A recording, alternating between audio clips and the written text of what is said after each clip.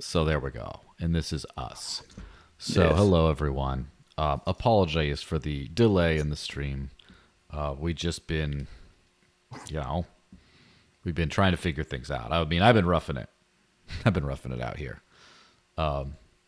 Although, just the annoyances of free open source software, but it should be all good. Let me know if you're hearing everything okay. If Esteban's volume is good and Hey, everything else. everybody.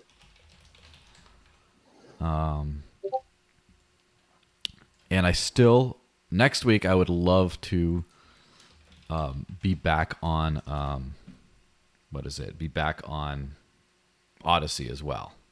But I still, there's a multi-stream plugin I need to install, and I cannot for the life of me figure out how to install it because every OBS version, as far as I know, is a little different in the way they do that. And also, it's some Chinese guy who did it. So there's all the README and everything's in Chinese. I don't speak Chinese, unfortunately. I don't speak Mandarin. And they don't have a Linux version. They just have this guy just made a Windows and Mac, and then he just has the source code. So I have to find a way to like compile the source code into like a Linux plugin or something. It's just like, yeah, it's a pain. That's all I'm saying. It's just a pain. Yeah. Tech problems, man. You just go with centralized solutions for everything. Yeah, until they shut you off. So I think we're probably good to like officially hit the intro and get going. Some people in the comments, etc. Let's go.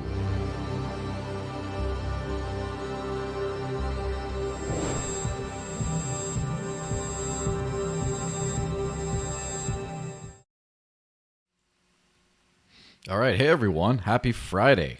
This is especially good, glorious Friday because I have a new computer, and so things should stop working terribly. So that's really good. Anyway, I am joined by the one and only Esteban Valdez, the What's up, everybody? pioneer of actually living on crypto and stuff. Pioneer in different ways than me, for sure. And Yeah, well, I don't know about pioneers, man. That's just well, I'm still figuring. We're all just figuring it out, right? Yeah. Yeah. Ooh, I forgot to start recording as well. Well, it doesn't matter. It'll all go on YouTube. That'll be fine. But so I should point you guys out to a few things. Obviously, if you're watching this on YouTube, because that's the only place I'm putting it out. I mean, you might be watching on Odyssey later when I upload it, but like it and leave a nice comment and subscribe always. I need to pump those numbers up. All those good things. And if you are in my Discord, which is the happening place to be, you can jump into the NFT super chat down here. And yeah, that's if you don't have my NFT, well, then you're kind of a loser, to be honest. I mean, just kidding. But you can go, there's a link in the description where you can go like buy some. I'm going to really update the page and stuff, especially since now I've been not only doing them on Wax, I've been doing them on Polygon itself. So yeah, it's all good stuff. Should we just Just jump dive right in, into man. everything? Yeah. Yeah. So Well, I do want to say something about the NFT thing. Like, I found that to be really interesting. I used to be a really, really big skeptic, and the more I dove into stuff, and just looking for ways to, moderate, like our Discord channel, because we have one for the company, we have I have ones for a couple of our meetup groups, and it's just like who gets in, right? Who's vetting who, and yeah, and then I think you showed me, what is it, IPFS, right? Yeah. And unstoppable domains and all that stuff. And I've just been really interested to like, man, okay, yeah, this makes a lot of sense to me now. Why, or the utility behind NFTs. So it's, I guess anybody who's wondering about joining your Discord and getting one of your NFTs is actually not that hard. So yeah, it's so this is where I would like if you have Wax. If you are a Wax user already, use one of those. Which, if you're into NFTs, there's a good chance you are. Because as far as I know, Wax is like the top, like, it's got like 26 million transactions a day. It's amongst the top, like, DApp platforms out there. As far as like when you go to DApp Radar and you check the top most used things, I think Wax is like some of the top dApps are some of these play to earn games, and it's probably like the second biggest NFT marketplace in the world after OpenSea would be Atomic Hub, which is a few different ones, but it's mainly for Wax and stuff. So a lot of people are on Wax, but it's a pain in the ass to get an account. And if you don't, so if you already have it, all you have to go is go to the little go to the link in the bio that has like my little Atomic Hub collection thingy. Just buy an NFT there, and then you just in the NFT instructions it says there's a Discord link. You go in there and you just do verify, and then it's just you follow a couple instructions and you're in. Now, if you have, I'm also testing some out on Polygon, and I'm sure I'll do them on Ethereum too once the fees are not horrendous. You know, I'm not balling out here, but once I do that, like it's the same thing. It's the same basic thing where you can get like MetaMask or XDeFi or what did was Brian using? He used something else, but yeah, he's using Stacks. Yeah, the Liquality wallet, whatever wallet you got. I send you the NFT, and then you go in and just click the button that says verified. It brings down like in your MetaMask, like a lot of Web3 type people will be familiar with. Sign it, and then you're in. And what people don't realize is for me or for creators, for other creators, this is so easy to manage people because I also have been adminning some other Discords, such as the Dash Discord, for a very long time. And the bot / spam / all that moderation stuff, the number of bots we have floating around there that see, do people mass join? If they mass join, then you auto ban people that like all of a sudden, like a big cluster Jones, it's probably a bot attack. Or if they have support desk in the name, or like a bunch of weird little keywords or misspellings of keywords, like you have to like auto ban those with bots, and they still slip through. It's like a war out there. Yeah, but it's not perfect by a stretch, right? Like you have the human error, and then people just, do what they do. So I mean, at least this is like token keeping, right? Or token gating, or however you want to call it. Like, okay, that kind of lifts off the burden, right? It's proof of attendance, co-op. Whatever. It's a proof of existence to a certain. It's a pseudonymous KYC, so to speak. It's a pseudonymous proof of something real. Right. It's not. It's not a proof of who you are as a human being, but it's a proof that you deserve to be here. And it just the bot, like I have Collabland and Honeycomb, the two bots. Right. They just check if you have it, and then you can talk. If you can't, then you just it doesn't work. Sorry, you're done. And it's just so easy. And we think about Twitter and the Twitter bots and the Instagram bots and all these other bot problems for all these free non-KYC platforms. And you could solve that by making everyone give their government mandated ID and stuff, but no one would use them, right? It's terrible.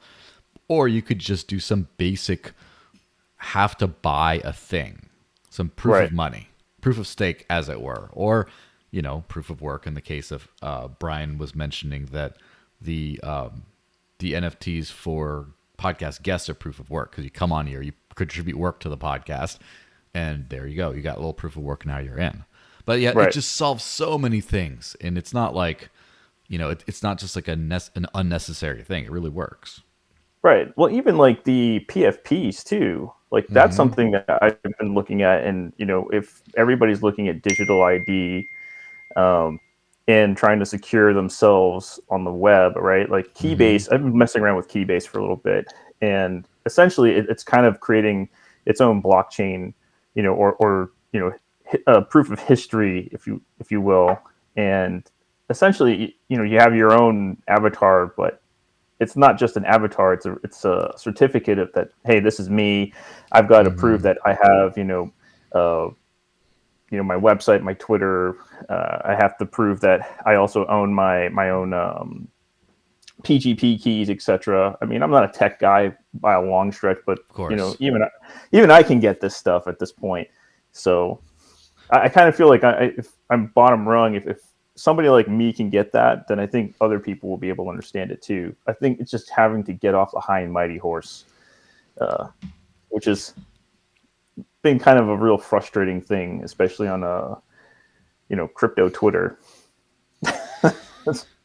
Yeah, it is. Well, speaking of crypto Twitter, might as well go into the first one of these things. So there's this guy on Twitter, Zach XBT, who's just some 300,000 follower, whatever that. I don't know what else he does, but he did a deep investigation into this guy called the Crypto Lark. And he says an investigation into how crypto influencer the Crypto Lark promotes low cap projects to his audience and then just to dump on them shortly thereafter. And it's a big long thing. If you just look up on Twitter at ZachXBT, it's his pinned tweet. That's if you want to do more reading on that thing. I've read through it many times. So let me preface this thing. It's a good read. Yeah, it's a good read. You could learn so much about crypto in this one thread. It's pretty crazy.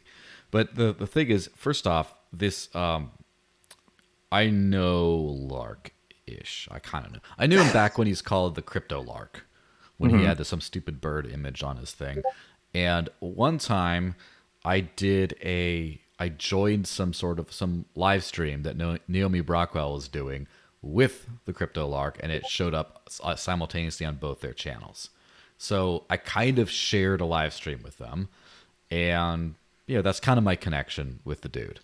And then he's a crypto dude. Well, he's a usual crypto YouTuber, right? He shills stuff, Right. says stuff like sick gains all the time, and like he's one of those people. And, Oh yeah, with their tea leaf analysis and all that stuff, and just big time pumpers, Yeah, Yeah. wow, this looks ready to explode, and like all this kind of stuff. And he's also got the cringe YouTube thumbnails too, right? With this open, Yeah. soy mouth and all that. Well, what's Perfect. funny is it is unfortunately it is statistically proven to be effective at growing your channel, and I know. it's like I'm trying to do everything better, but that's the last. I just won't. However, I know Naomi does those, and she actually enjoys doing them. It's like, all right, you do. Like, I'm not gonna judge you. It works fine, especially because it actually is appropriate to most of her content, because it's like, did you know that your phone is spying on you? It's like, it makes Oh, sense. It actually works. It's not like, oh my gosh, huge gains, scammy nonsense. Don't borrow cables from people. Oh, don't use these as thumbnails, by the way, man. All your data will be taken away. um, and so it's this fellow. So the TLDR of this fellow, of the scandal, is basically, because everything is on a public ledger known as the blockchain, in this case, two different ones. I think the Bitcoin and Ethereum one possibly. But so he talked about an NFT he had, and he had a donation address on an old video, which means all your donation addresses belong to us. Which, Right. if you there's difference between chain analysis, where you have an address and you start to watch flows of money and correlate them with other addresses, which is a little bit more of a complicated process, but still surprisingly easy. This is the Right. idiot version of that, where he had an Ethereum address, and that's just the thing he uses, because it's one Yeah. address, one account. That's how all this Web3 stuff works. And as much as I love privacy, I am still doing that myself. Like, my Wax address shows all my NFTs and all the stuff I've ever sold for it and stuff. It's just like, as a public business figure, whatever, I'm okay with that, but no one's going to use this long term. This is a terrible idea, right? Right. So, Well, especially on Ethereum too, the most privacy-centric crypto out there. Let's. I mean, you might as well walk outside naked, and yeah, I mean, some people do. yeah. And then what is it? On that Twitter thread, what is Fat Man? I love his stuff. I've been reading that. I don't have enough popcorn to read all of his posts, but That guy's he's good. I guess him and Zach XBT found some really interesting unstoppable domain sites that Crypto LARP actually bought, or under his possession, like sexwithfriends.crypto, Yeah. Lark Davis crypto. I mean, come on, man, this is great. This is pure comedy. This stuff just writes itself. Yeah. And so the thing is, I am very aware of privacy, and I'm aware of what I post, where I post it, who I post it. So like, when I posted my big PC build thing, like, I don't care. People already know what this office looks like, kind of. Right. I don't care that he got an I9. Oh, he must be a baller. Well, everyone knows I'm broke fuck, so that doesn't matter anyway. But like, and that buying dumb things like this to live stream is probably one of the reasons why. But at there's one part where there's a label where kind of it had bits of the address, so I just kind of blurred that out real quick just to make sure. Like I'm aware that if I'm volunteering this info to the internet, what am I volunteering? I know if you look at my Polygon thing, you get to see my company name unstoppable domain NFT that I have because I did get it, and I'm okay with people knowing that, but I know that everyone knows that. Clearly, the Crypto Lark, which Hilawe in the YouTube live chat, since he's in the Discord, I'm giving him a free pass to this. He says that I do a great impression of the Lark, but it's like it's been forever. But this is the Crypto Lark, sick genes. He has this weird little like nasally voice. But so this fellow obviously didn't really figure this out because this one Ethereum address, first off, Ethereum is a lot of cool things, but it's also connected to what can only be referred to as the shitcoin casino, because anyone can create a token with an ICO. You can just make any kind of tokens, ERC20 tokens on Ethereum, pump and dump them, and then there you go. And so all his pumping and dumping, all connected to his address. So he just says, wowzers, this thing's ready to pump, sick gains, all this kind of stuff. And then like an hour later, you can see he dumped all the stuff. And he can do what he wants, right? He can buy tokens and sell them at whatever price he wants. And there's nothing wrong with that as long as, trading for a profit. The thing that makes it scummy is to curate a following where they go to him for investment advice, even though he says not investment advice, but he talks about investing. That's like literally his thing. It's just not investment advice, but investment advice. And it's always investment advice. Yes, and the timing of it's not like, well, this is a project I've been pumping for a long time, and then he just arbitrarily sells at some high point. That's not that bad. But the fact is he pushes it out, gives enough time for people to buy in, and then just dumps the whole thing over and over and over, farming his audience for money. Being more like the crypto vampire.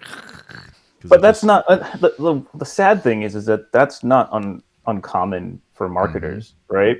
I mean, every company out there is trying to pump something, right? Whether it's their product, their service, their stock, whatever. I mean, they're all doing it to some degree. Just I think the way these finance YouTubers and crypto YouTubers, whatever, just do it in the most cringy way possible, right?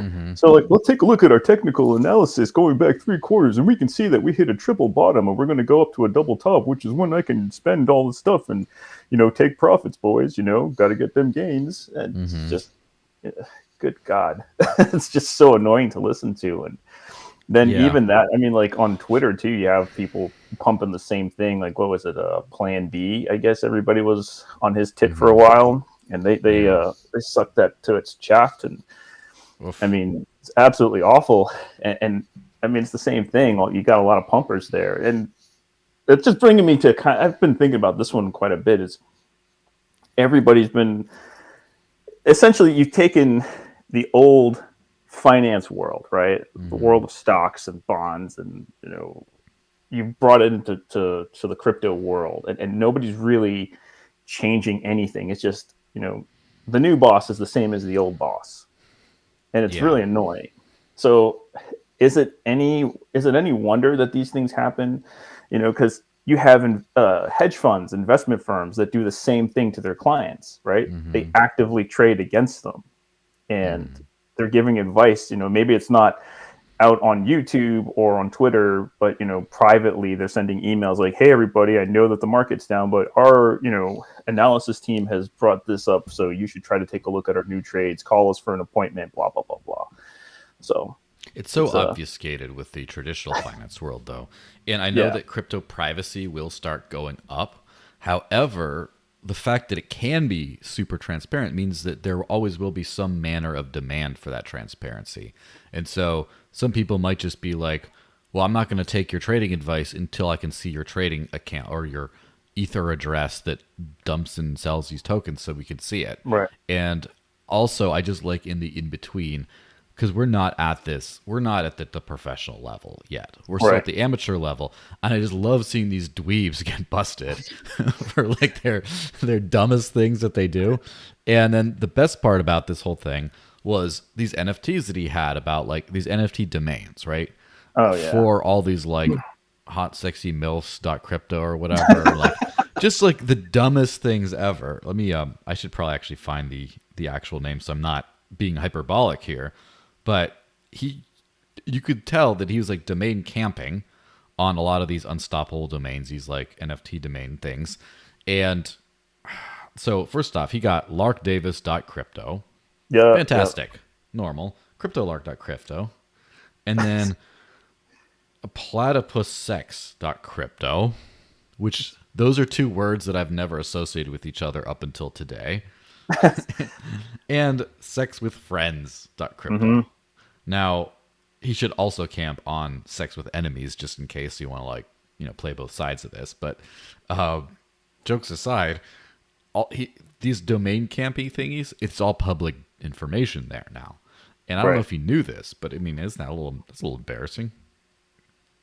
No, there's no shame, probably because it maybe I mean, I don't want to speculate too much, but maybe in his own mind he's like, you know what, somebody's going to buy this stuff. I mean, there's porn sites out there that are probably going to get into the crypto craze once every traditional finance bank has just like kicked them to the curb. So why don't I get it in front of this so that way I could sell it to them? Because I saw somewhere, I think it was in the thread or somewhere else, like on a side thread, but I guess somebody had bought a .eth domain and flipped it for like 60 grand in US dollars. Right. And it was the dumbest thing. It was like 3 letters. And I think people are really trying to speculate on that stuff. Like right now, what I know is with the stacks, side of it all, people have been buying up .btc names left, right, and center. On their Discord, you can just see everybody's going. I mean, somebody's been buying like from the number 1 all the way to a number, 10,000, and going through the alphabet. And I think somebody bought up every Fortune 500 name on the list. And it's clogging up the system. Everybody's trying to get ahead of this because I don't know. Maybe the speculators see something that we don't. Maybe they're going to be the ones that's leading the next pump. I have no idea, but I can definitely see it happening across the board with like unstoppable domains, with the ENS, with the BTC.US stuff, and Crypto Lark is just getting ahead of the game. Yeah. So, Right. Well, really quick before there's another element to that, but Hilawe did post in the NFT chat. He said, Lark's clearly not adept at covering his tracks very well. In this case, glad to see he was careless. And then Lark's an F-boy, or does he wish to be one? Which is to be one. If you got a face like that, you really trying. Yes, It absolutely. usually comes naturally. The NFT domain camping thing is kind of interesting, though, because people do domain camp. And the thing is, they already do that with like regular domains, regular ICANN domains. And obviously, there's some mechanism by which something like Coca-Cola can take their rightful name, I guess, through the magic of centralization. Some of these services that are provisioning these NFT domains, such as unstoppable domains. For example, I know that dash.crypto is you can't reserve it because they kind of already blocked it off in anticipation that someone official, whatever that can mean, from the Dash team decides to claim it for the dash.org website, right? So it's kind of analogous to that, but it makes you think about usernames, right? Usernames, if you can register a human readable username, you will invariably have domain camping. And this is one of those reasons why the Dan Larimer based coins, let's just say the Steemit and the Hive, and then the EOS and Wax and all those things, have that annoying username system where you have to register a username, you have to pay for it to register it, which that's a great way of stopping camping. The problem with that is if that's the only way you can receive funds, then it creates this weird horrible user experience headache. But even in other situations, like I guess hopefully very soon, the Dash team is kind of gearing up to launch their own username like blockchain account system, and that's been a subject of furious discussion. Is it, first off, it costs like a small fee, like a couple bucks to register. And good thing you can just use regular old school addresses for that, right? Right. But the challenge is like, what happened? How do you stop someone from just paying a bunch of money and registering all the most common kind of names that people would want and just like domain camping on them? And Right. there is no answer to that, by the way. There's trade-off things like, do we for the first 6 months run like a centralized thing where we kind of domain camp for you, and then after that it's the Wild West, anyone can register anything and stuff? Do we do Wild West from the first day? Do we do some sort of a top level domain type thing where anyone can register anything, but if you do like a, let's just say dash dot DAO or something, only whoever registered that whole .DAO like extension can kind of do that. So kind of like, with the web. So that'll be very interesting to see how that whole thing plays out. Yeah, I'm on the a couple of the discords for some of these domain camping places. Just I'm watching the fireworks, and it's just super interesting. I'm just like, man, okay, if when people finally decide to jump onto this, which I think I'm convinced now. I wasn't before, but I'm convinced people are really going to start looking for this stuff, especially when it comes for branding, right? Branding companies, branding, products, branding, teams and whatever. And then they're like, oh, I didn't get in on this.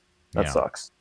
Right. That's one thing about being early. Like being early is a big pain in the butt, as evidenced by my whole life.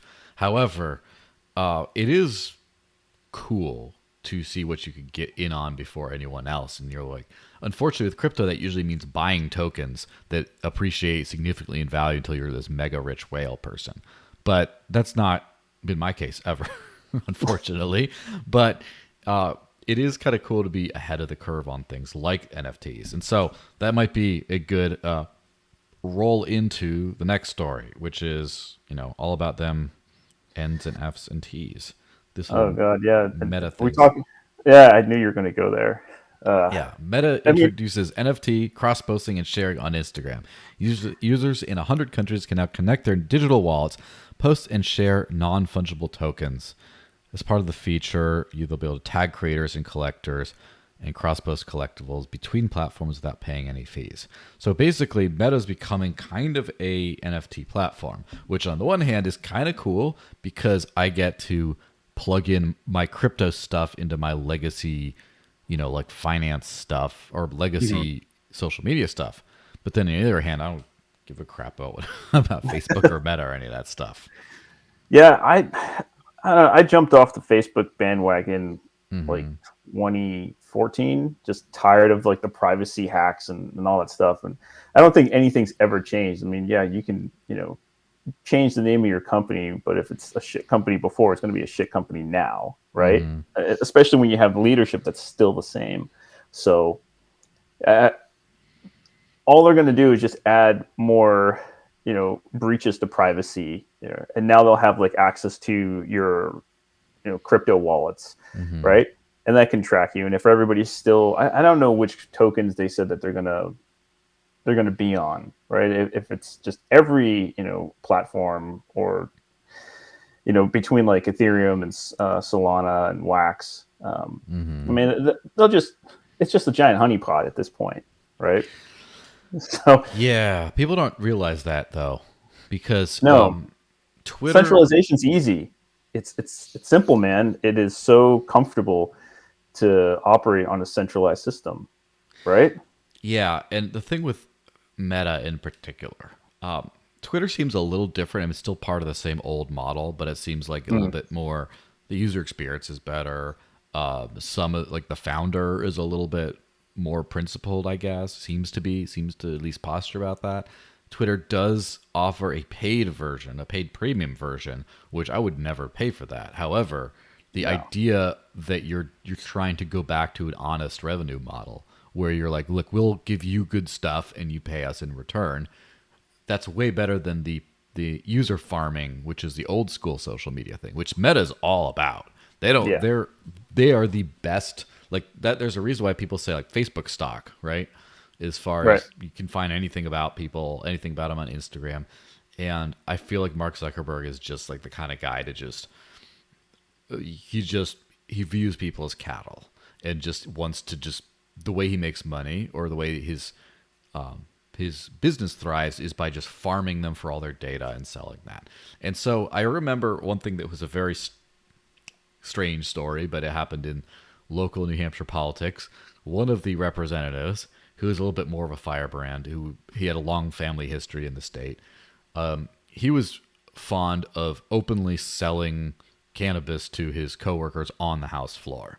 So like literally, they'd be voting. He didn't care at all. He would just go and like sell weed in the hallway and stuff. And so, like, one way that they managed to at some point, he got entrapped in some sort of a solicitation of a minor scam type thing, where the FBI posed as a minor and got him to like agree to meet up, and then got him for that, right?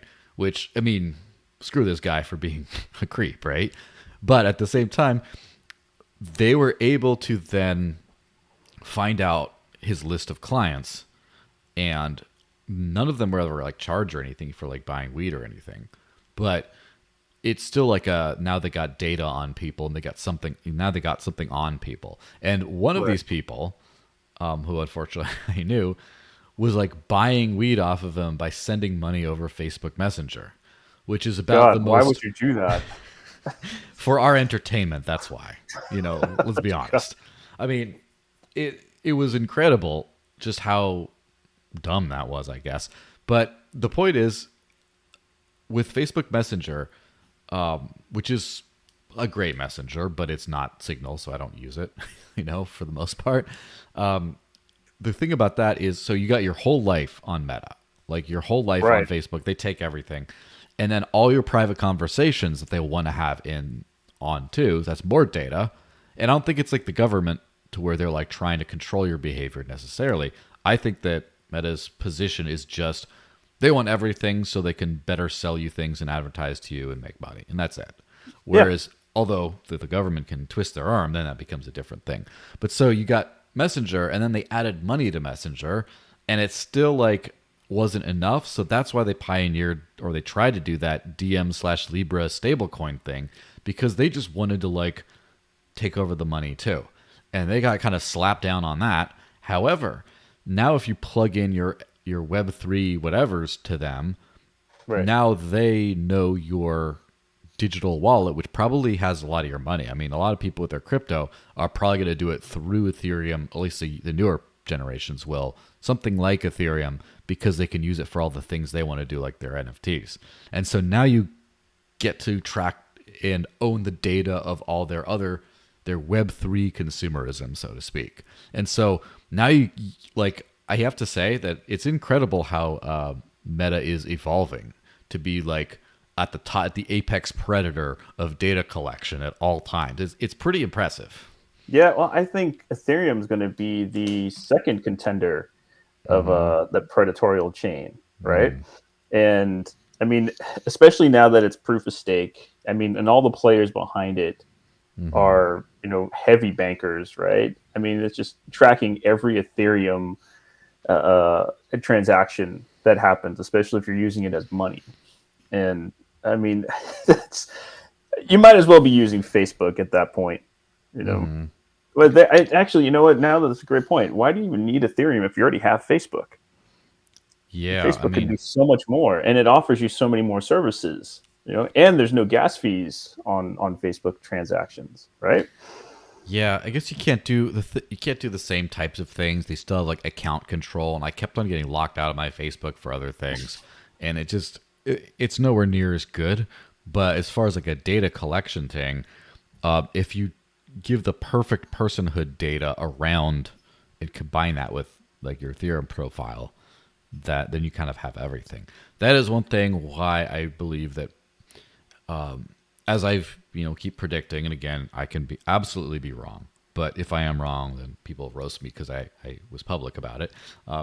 I think that the next couple of years is going to be more like the early majority adoption, and then by 2028 or so, people are going to really start to care about their privacy and security of blockchains, not just, oh, I can do the shiny thing. Yeah. Well, maybe by then it'll be too late, though. Maybe. I mean, That's the. I mean, I've been preaching this one for a bit on Twitter too, and just like in some of the meetups, it's like, people really should take care of their privacy, right? They really should watch, what they say, and not to self censor, but I mean, a little common sense, right?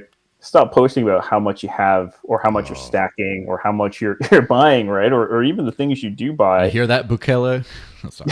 I did have to throw in a zinger there. I mean, it's everyone. It's everyone. I mean, countries, businesses aside, right? Because especially publicly traded companies, you got to disclose. But on the personal level, right? It's like if you're telling everybody how much Bitcoin you're buying, how much ETH you're buying, what NFT you just bought. I mean, what is the whole point of being in this space? The entire point is that it's pseudonymous, okay, or synonymous, however you want to say it. Yeah. And you're trying to keep your financial history out of the hands of the banks and to some degree certain governments, but then you put it in the hands of social media. It's just like, what the hell are you doing? Why are you doing this? It's just, that doesn't make any sense, right? It's just everybody talks about OPSEC, and I mean, that's the worst thing you can do. And I just feel like there's people say we're still early. Yes, it looks like we very much are. Yeah, of course. I mean, if people can take, I mean, it doesn't even take that much to really be private. I know, like, Naomi makes all these great videos. Yes, which I was just about to give her a plug there. Yeah, there you go. If you look at Naomi Brockwell or Naomi Rockwell TV, NBTV, whatever, she has a great channel with a little bit of crypto, but almost all dedicated to privacy. Now, she blew up on TikTok and Instagram lately, and if you're on those, it's good. But if you're not, she has a new channel which already has 2,500 subscribers or whatever, called Privacy Tips Naomi, and those are just YouTube shorts, like the under a minute long little vertical image little skits, and they're hilarious. They're really well done, and just like a 1 minute little privacy tip about like a password manager, not using a cable that will steal your data, and did you know that your phone is spying on you, and just all the good stuff. So look into that if you care about privacy. It's not that hard to do, She makes it very, very approachable. That's the big thing. And, hats off to Naomi for that one. I know we're giving her lots of love on this one, so she better at least like the video. Lady, you better buy my NFTs. Just all I'm saying.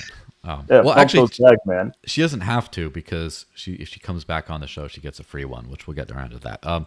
So Hilawe said on the live super chat, yep, it's ultimately a war on our data. It's an endless cat and mouse game. CBDCs will be their shiny new weapons in this war.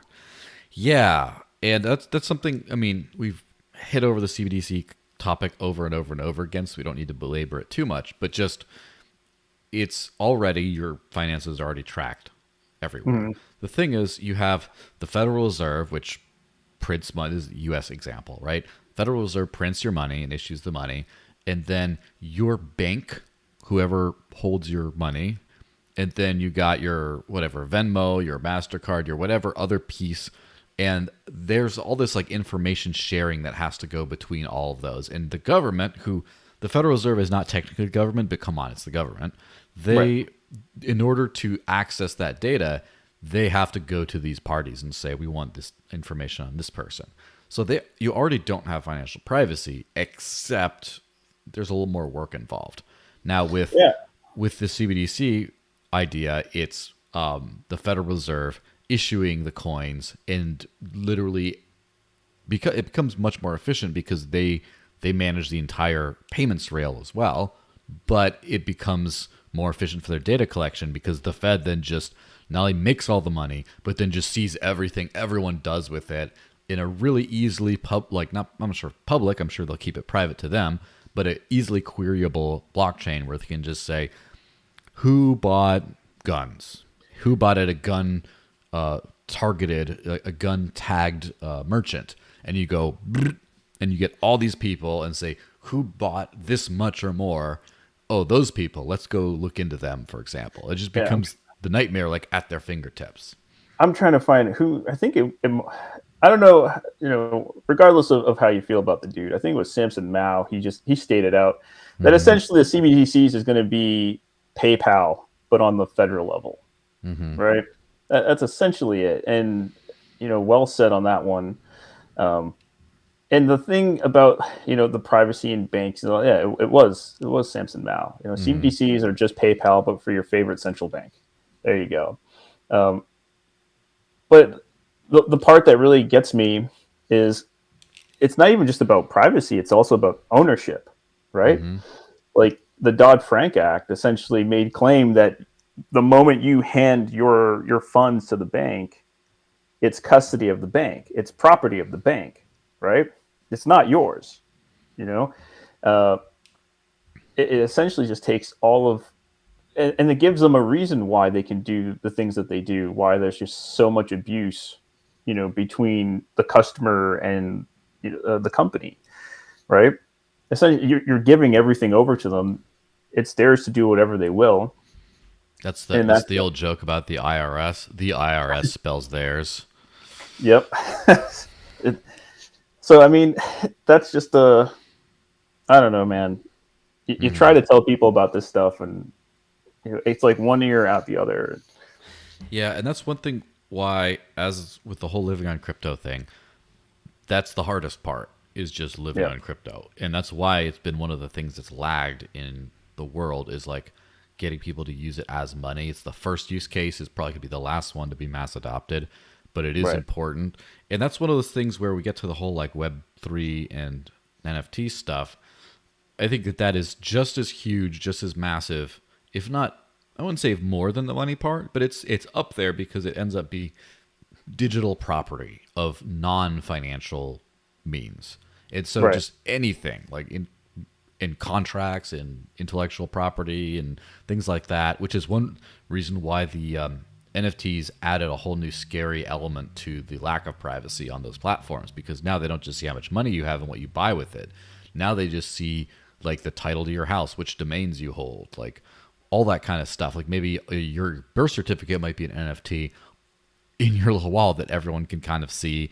And it just makes a lot of stuff, pretty insane. But I do believe that it's one of those things we just sort of have to, in my opinion, I haven't thought of this too deeply, but in my opinion, we might have to just deal with the awful amount of privacy and what do they call it? The lack of full decentralization while that part of the industry grows, like as long as it needs to before we start making it like good crypto, like private, at Web3 accounts and actually decentralized chains, not just like on the Polygon rollup or whatever the hell.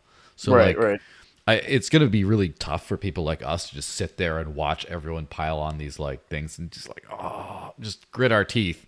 But I think we just kind of have to.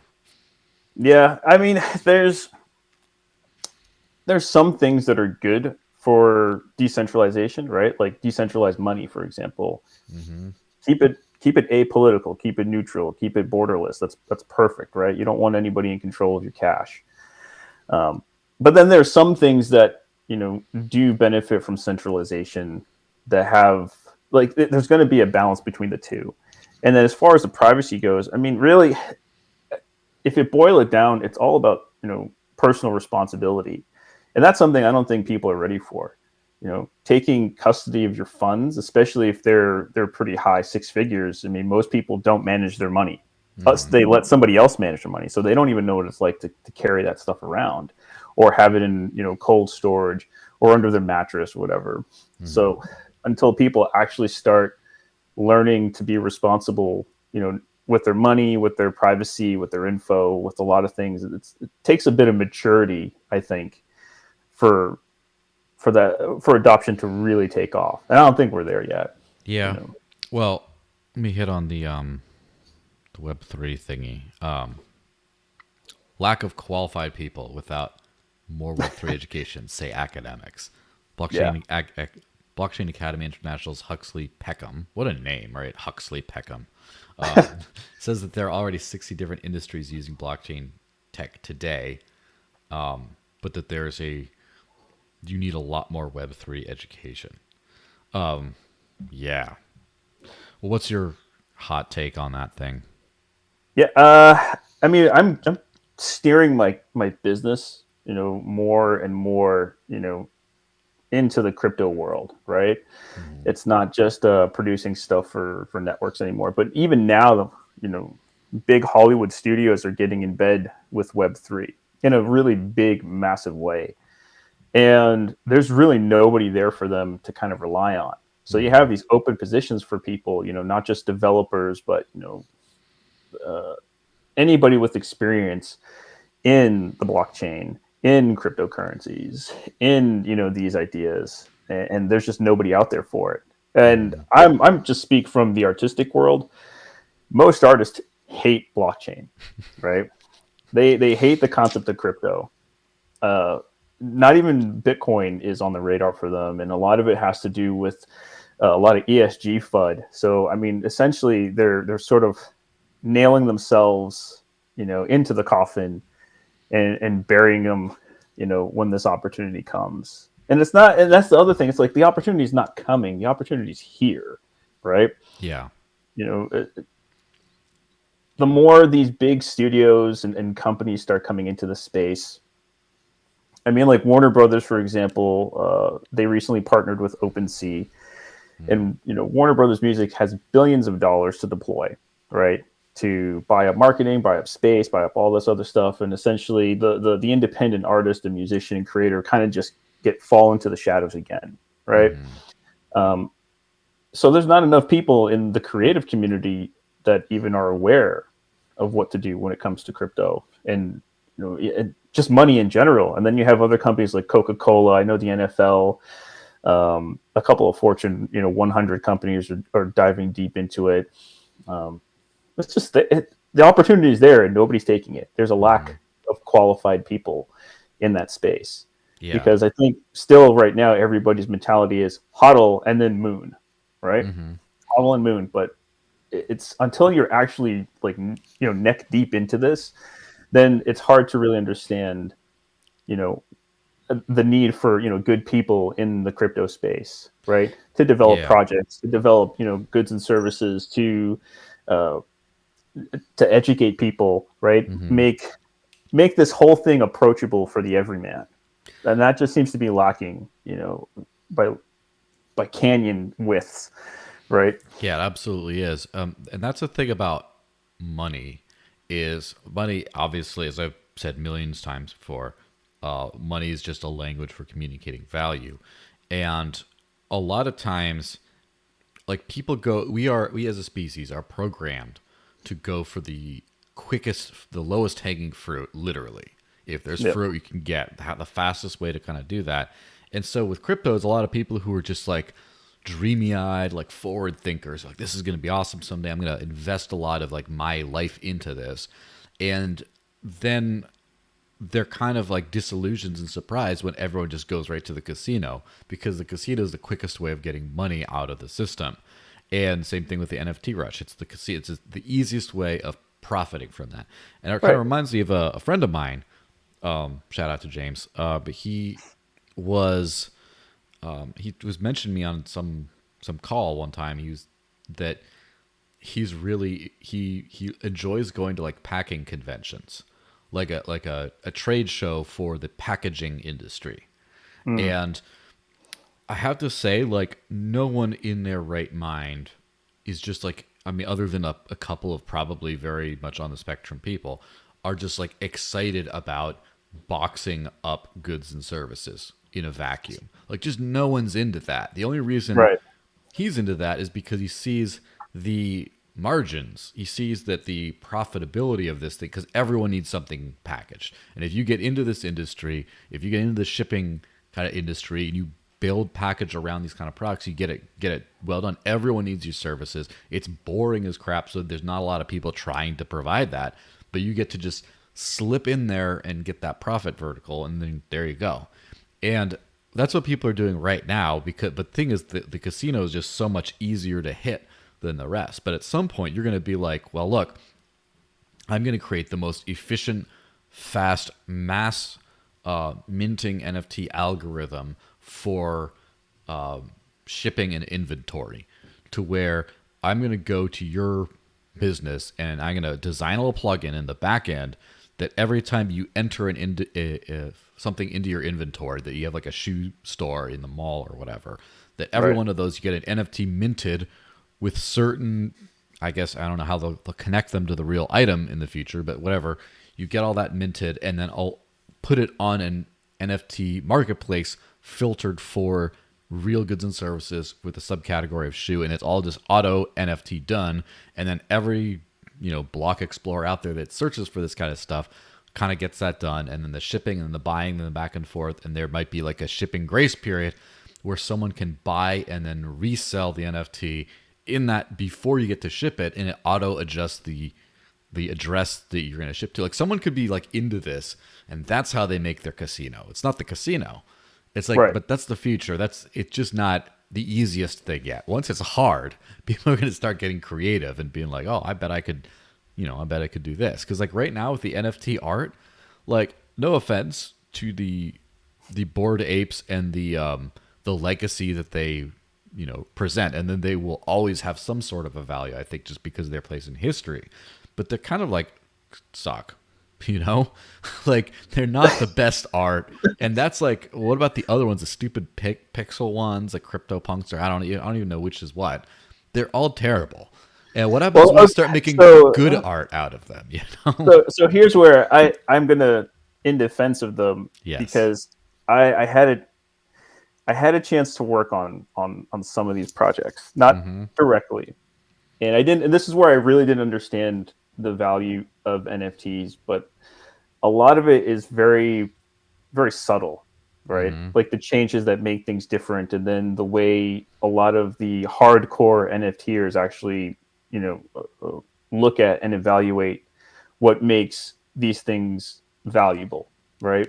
So it's not just it's on the blockchain and it's a picture. It's like the change in like a pattern, or a change in a gradient, or a change in a texture, or something that you would probably overlook. It's almost like fine art on the crypto level, but of course, or postmodern fine art on the crypto level. But there's also ways, and this is where I'm hoping that maybe, many more creatives would see, like, yeah, there's a need for really good art, within, the crypto space, right? Why not make something that's more attractive, that's more, that's going to take a little bit of time. But right now, everybody's trying to, do the quickest thing they possibly can to get to market. Yeah. Just like you were saying earlier, right? We're always going for low hanging fruit. We're not trying to wait. Everybody's got that high time preference, right? Hey, let me just get this out here. And I think that's where also you get the guys like, Crypto Lark, and all these other pumpers that, see the need for people, they want to find a way through this, right? So of course they're gonna get a natural following, because they're like, well, he's doing it, I want to do it too. Or what's the guy who's like promoting Hex? He's walking around, it's like, this is my $10,000 Gucci handbag, right? Yeah, it's like, I mean, Richard Hart. Yeah, that's him. That's the bloke. Oh man, right? Yeah. So I mean, it's almost like easy picking, because these people see like, oh, they want to get into the space. They don't know how to get into the space. They don't know what token is which. They don't know what's what.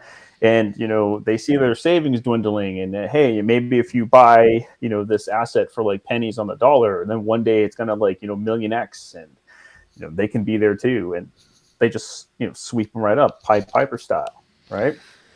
Yeah, that is kind of what it is right now. It's just the easy money kind of thing. And I think that has something to do with the fact that it's so difficult to make money in the modern world.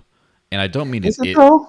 Well, let me preface it. Let me compare to the way it could / should be, in my opinion, right? Because of how the government has made things. First off, investment sucks. Like, what are you going to invest in, your 401k or whatever? Like, how do you know what to invest in? And how are you sure that that's even going to go up over time? And is it going to be a fiat valuation kind of a thing?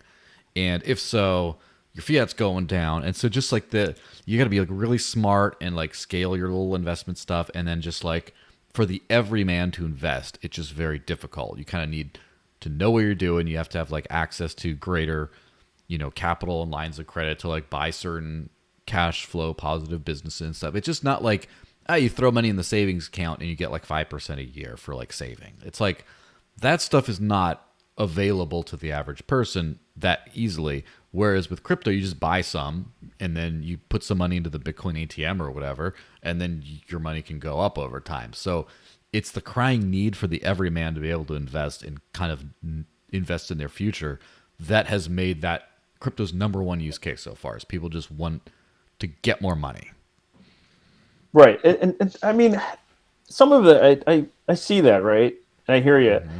But I also think most of it's kind of a ruse, right? Mm-hmm. As far as, the stock investments and stuff goes. So there's a really great commodity investor, Jim Rogers. I used to listen to him and read his books all the time. And one thing that he used to say is, if you just took the time to read a company's annual report, right? Mm-hmm.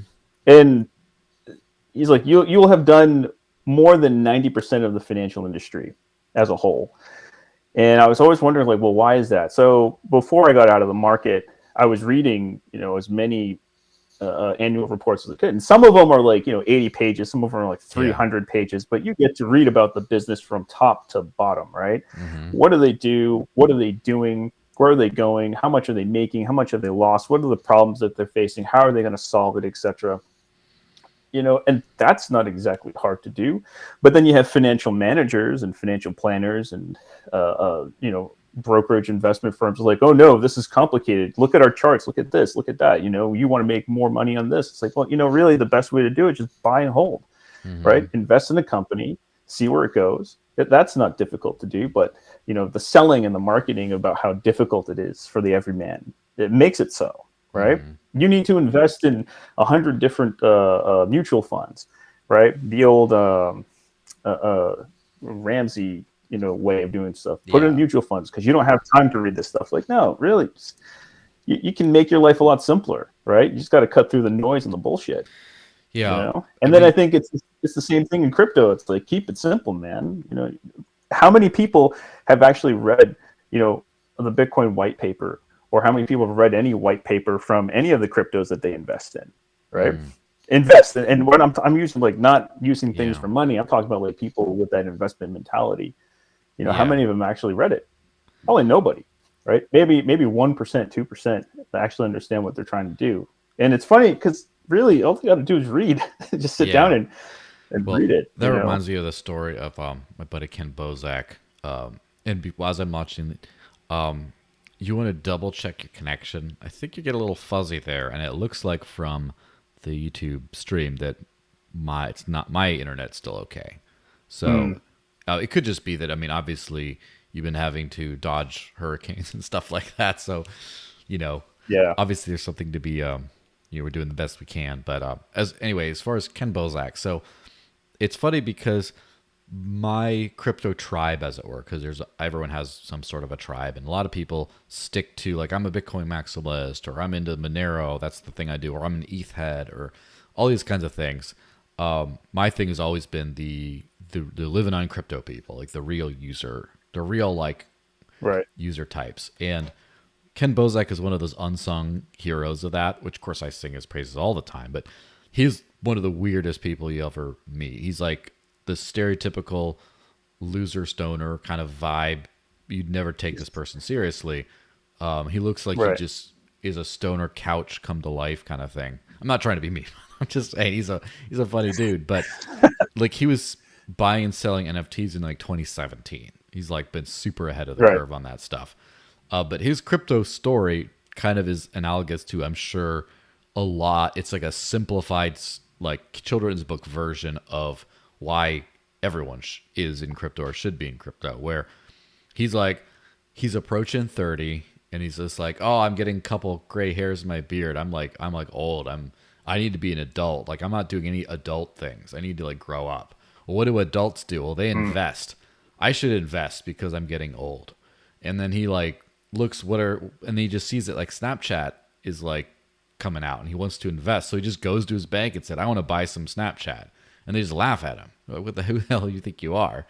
And so it's just like, oh, I tried to be an adult. I tried to invest, and the accredited investor laws prevented me from doing that stuff. And I'm just like, oh man. And then the next thing is just like, oh, he hears about this thing called Bitcoin. And then he's just like, I'm going to buy some of that. And then now he's like, I could invest. And he's like, everyone, but then it hits his brain in ways that like dumb people like me might take longer to realize it, where he just says, I wanted to invest because that's what adults do. They invest so they have money in their old age or for whatever else happens. I assume millions and millions of people, if not billions around the world, think like me.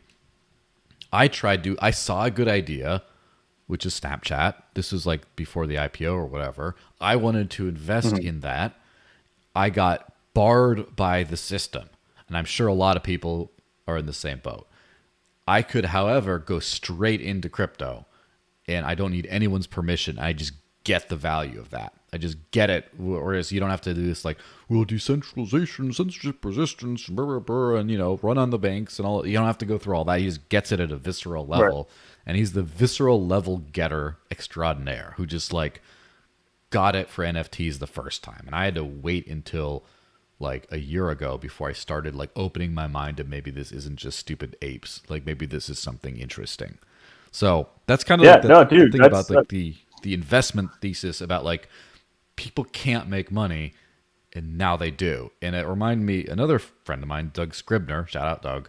He ran an ATM company, a Bitcoin ATM company. And he was saying about how he's noticed that a lot of the lower classes invest their money.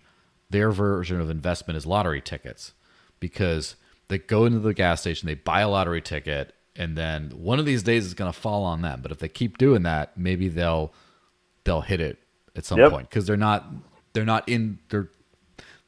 what they can do is they can show up someplace and put some money towards their future.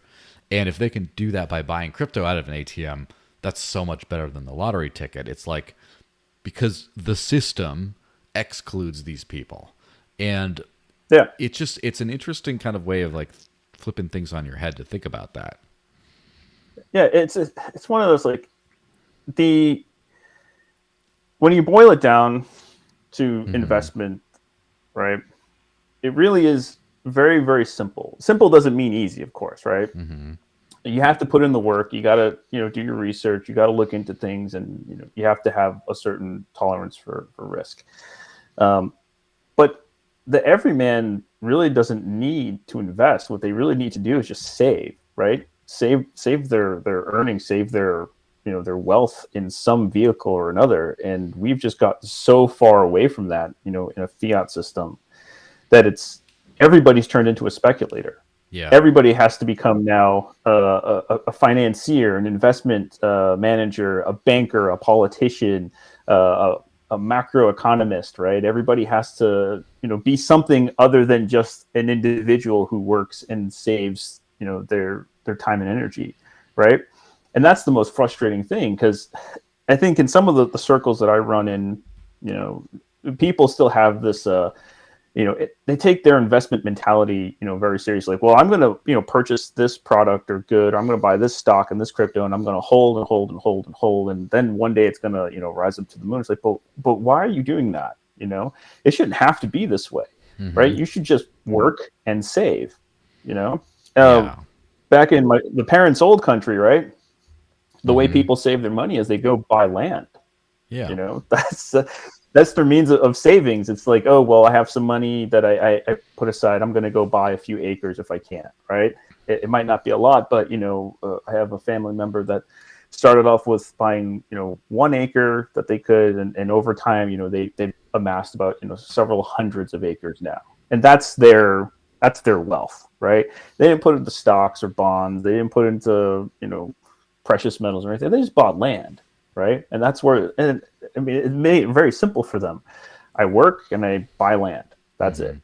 Right. And then when they're ready to cash out or they need to use it, they sell pieces off here and there and finance their life. Right. It really should be simple for a lot of people, but we don't have that. And like you were saying, a lot of the regulations, which probably started off as we have to protect people's interest, we have to protect company interest. It ends up excluding everybody, right? The unintended consequences of all this stuff.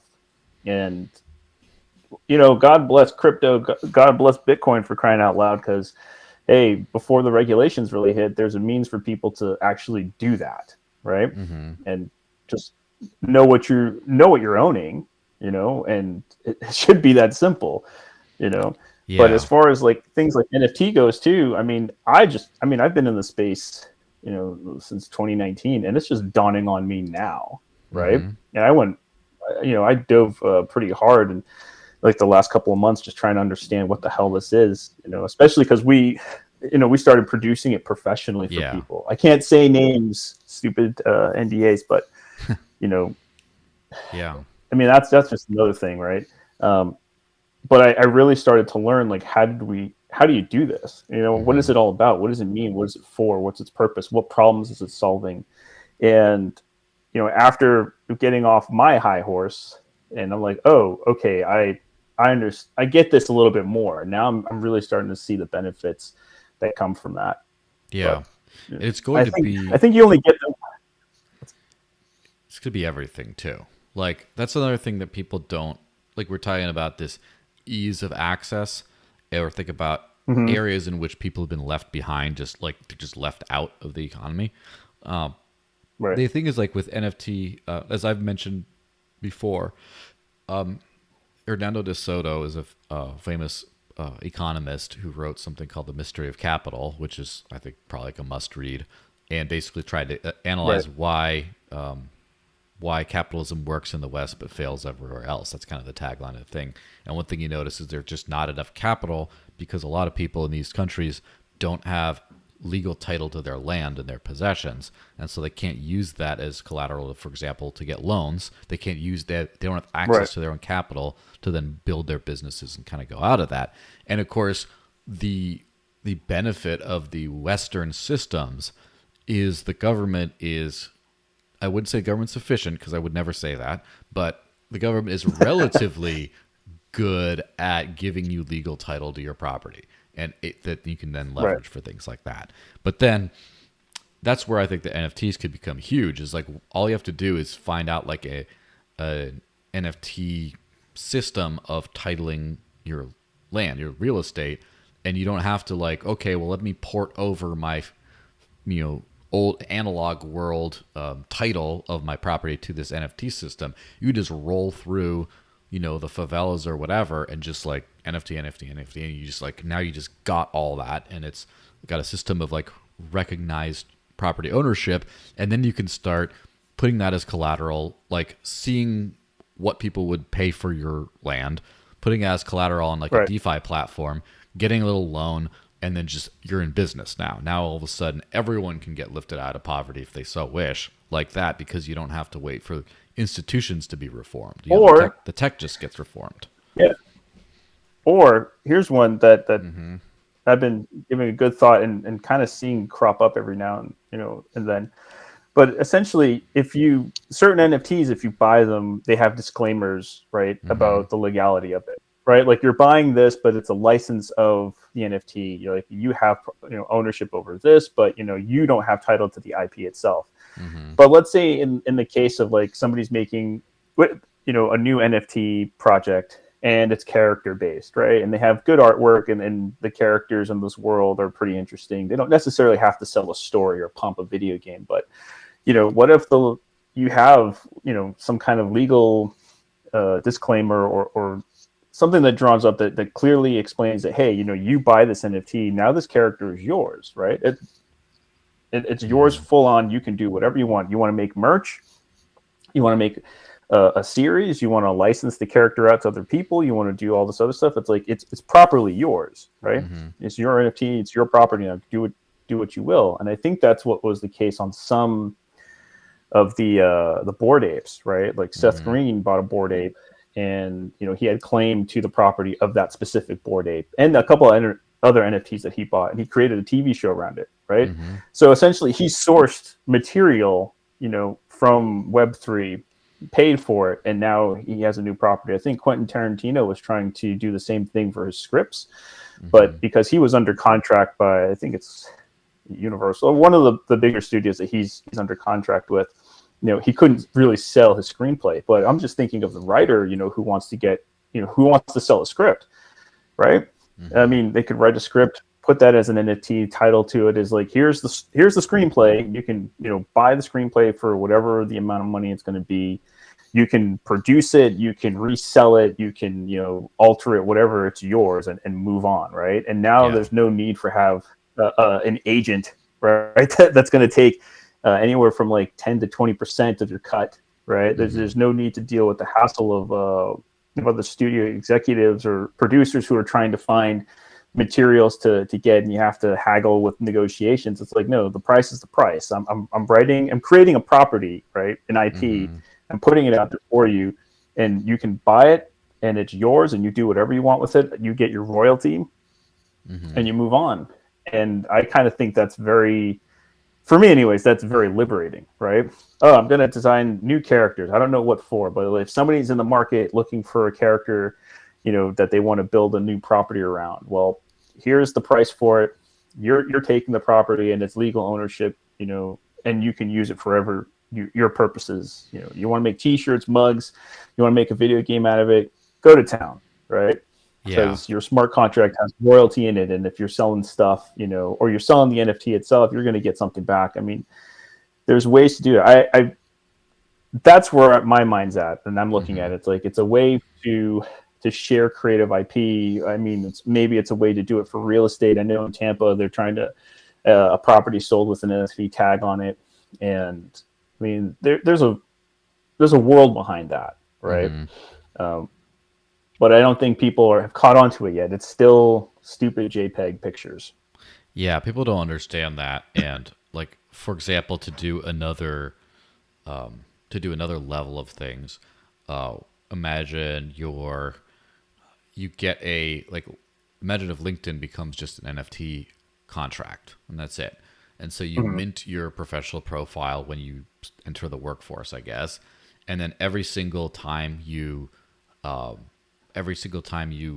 work for someone, as a standard operating procedure, they interact with your contract, with the LinkedIn contract, and sign off, like the company's, Web3 wallet or whatever, signs off that you worked this time to this time at this thing. And you just keep on updating, like your resume is just like a written in stone contracted kind of thing that you kind of like put in that whole thing, and you still own it. Right. Like you need your permission, but then each company has to sign off on that they're adding their badge to the thing. So you can't lie in your resume anymore. It's just like all there. And you don't have to run a big database like LinkedIn. You just plug into the NFT, like with a certain employment tag on the NFT, and you just like plug into people's resumes and just allow people to search. And just like the cost savings of a company like LinkedIn, like they could lay off like 95% of their staff and just have like a couple people just working on like UX and filtering of these kinds of things to, hook people up. See, maybe that's the thing, and why like there's so much hate around this stuff, right? Why there's hate around, Bitcoin and crypto and NFTs is because it really is a disruptor. I mean, with Bitcoin, you essentially got rid of the banks. Sorry, that's too bad, so sad. There's a superior tech, we no longer need, Visa, MasterCard, and all this other stuff. Or other remittance services, right? It's on notice. Then you have NFTs, and that kind of puts copyright and, legal entities on notice too. It's like, hey, there's something that's coming for you, right? It's taking away your business. And that essentially, puts a lot of jobs in jeopardy, right? And people don't like that, right? I mean, when elevators came into existence, all the elevator operators were just like, nah, elevators suck. You can't do that. You can't have automation. How do you know like what floor you're getting on? Or escalators come into the picture, right? And it's just, or the car or the horse. Why are you driving that option around? You don't need this, or I don't know. There's a lot of things at risk in the legacy world. Yeah. And I think that a lot of people, I mean, even when it comes to financial management, right? Yeah. now a lot of crypto portfolios, like you can a lot of people have to manage them themselves, in order for it to truly be 100% custodial for yourself. And you can't have a money manager in that case, because not your keys, not your coin, right? Yeah. And yeah, it's just everything's on notice. That's the Everything. way I kind of look at it. Absolutely Everything. everything. And people are terrified, so they don't want that, right? So yeah, talk shit about everything else, downgrade it, bash it, call it names, whatever makes people feel better about trying to keep their legacy job. But I mean, eventually things are going to change, and I mean they're changing now. It's not Yeah. eventually; they're happening right now. That's the other part. I keep trying to remind myself that it's not that it's going to come; it's happening, like right before your eyes. Today. It might not Today. be as glamorous as everybody thinks it is, right? Well, But it's happening. so we have obviously, jumping back to the super chat thingy. Hilawe did say, just saw Naomi privacy tips short. Appears she uses it as a feeder to your larger channel. Smart move. Yes. Also, Onetime said, Yeah. I am an NFT art skeptic, in parentheses. He says, is artistic beauty all in the eye of the beholder with NFTs? Or is there an assumed general aesthetic value in the uniqueness, scarcity, popularity, or whatever of digital art? So art is very subjective. It Yeah. is whatever somebody's willing to pay for it, right? And I think, being an artist, and there's never a set price for anything that I do, my company does. I mean, prices change. I think this is the second to last free market, industry, right? Because it really is, what is somebody willing to pay for what you're doing. But when it comes to the NFT side, there is a certain technical aspect where it is about the uniqueness, right? Yeah. I don't know about scarcity. I think the scarcity issue has a lot to do with scaling on certain platforms, and popularity. Of course, like you can't really make things popular. Either something catches on or it doesn't. But yeah, it's if you like something, right? I mean, I'm not a fan of Bored Apes. Hundreds of thousands of people are, and they love it. And I mean, I've seen some, just in the legacy system, right, in the legacy industry, where some of the most atrocious looking animated series gets picked up, for millions and millions of dollars, and a really beautifully animated piece can't even get out the door, right? Yeah, of course. And I've been to conferences too, where you have stories that are just absolutely well written, well thought out, great characters, great concepts, and it can't find a buyer. Whereas the next, I don't know, Dora the Explorer, but she's a horse and everything's in the land of candy. That sells for billions, right? So Yeah. it, That it that is something that's very strange to me in the world of anything, is how some things of what I would assume to be objectively, although there is no such thing, but objectively superior quality, just doesn't do well, and then something crappy like does really well. Like sometimes I'll be watching, some independent movie or something like that, or I'm just like, man, this is really good, and then it just doesn't go anywhere. And when you think about the concept of cult classic, that's something that it didn't really do super well, but then eventually it got its day in the sun, and like music that this before they made it big, no one cared about their stuff. And it's not like, oh, people liked them. They're taking people to these guys' concerts. Like, no, they don't care. And then once yeah. lightning, all of a sudden they're like everywhere. It's kind of an interesting thing, and that's one reason why I like to delve down through the crypto market cap rankings, is because there's a lot of cool stuff down there, like Library, which is what Odyssey runs on, is towards like 900th place or something like really far down like that. Wax is like 150th or something, 130. They're just like a bunch, like all the different money coins, like the cash coins and stuff, are just not doing super well. I mean, like Bitcoin's one is up there, but everything else is not really. Just looking at all these different little things is just like, for example, Zcash, right? Zcash got a lot of hype. It got some VC backing type stuff. It got a lot of like big people, like the Winklevoss twins are invested. the Right. digital currency group, but even then, just like who really uses Zcash today, even though it has some of the most cutting edge privacy in the world, as I've started to kind of delve a little bit deeper and just see that like Satoshi himself was talking about zero knowledge proofs in Bitcoin, but they just weren't feasible when he was talking about it. And then now you have Zcash doing it like quite well, but just, like everyone's using Litecoin instead. It's just a little, it's strange to see, but yeah, it's always something interesting to keep your eye on. Yeah, I mean that's the thing with certain products and goods and services, companies, people. It's like, yeah, they're unknown, and then all of a sudden they've gone unknown for a decade, right? It's the overnight superstar was made over 10 years, Yeah. and that's a problem that I kind of see happening, in this world, right? Is especially with the attention spans that people have. It gets lower and lower every generation. I mean, even the markets themselves and how they move and how fast everything goes from platform A to platform B in the blink of an eye. And the best example I can give is like movies. You have movies that pop up in the theater for a weekend, and then the next day, and literally like minutes after the last day is over, it's on streaming. All right. There's no wait anymore. Everything is just almost instantaneous and immediate, and it's hard to really find the gems that are out there. But going to Zcash, I mean, maybe the thing with Zcash is you don't talk about Zcash. It's supposed to be private, right? And maybe these guys take their privacy very seriously. I don't know. I haven't looked at any of their.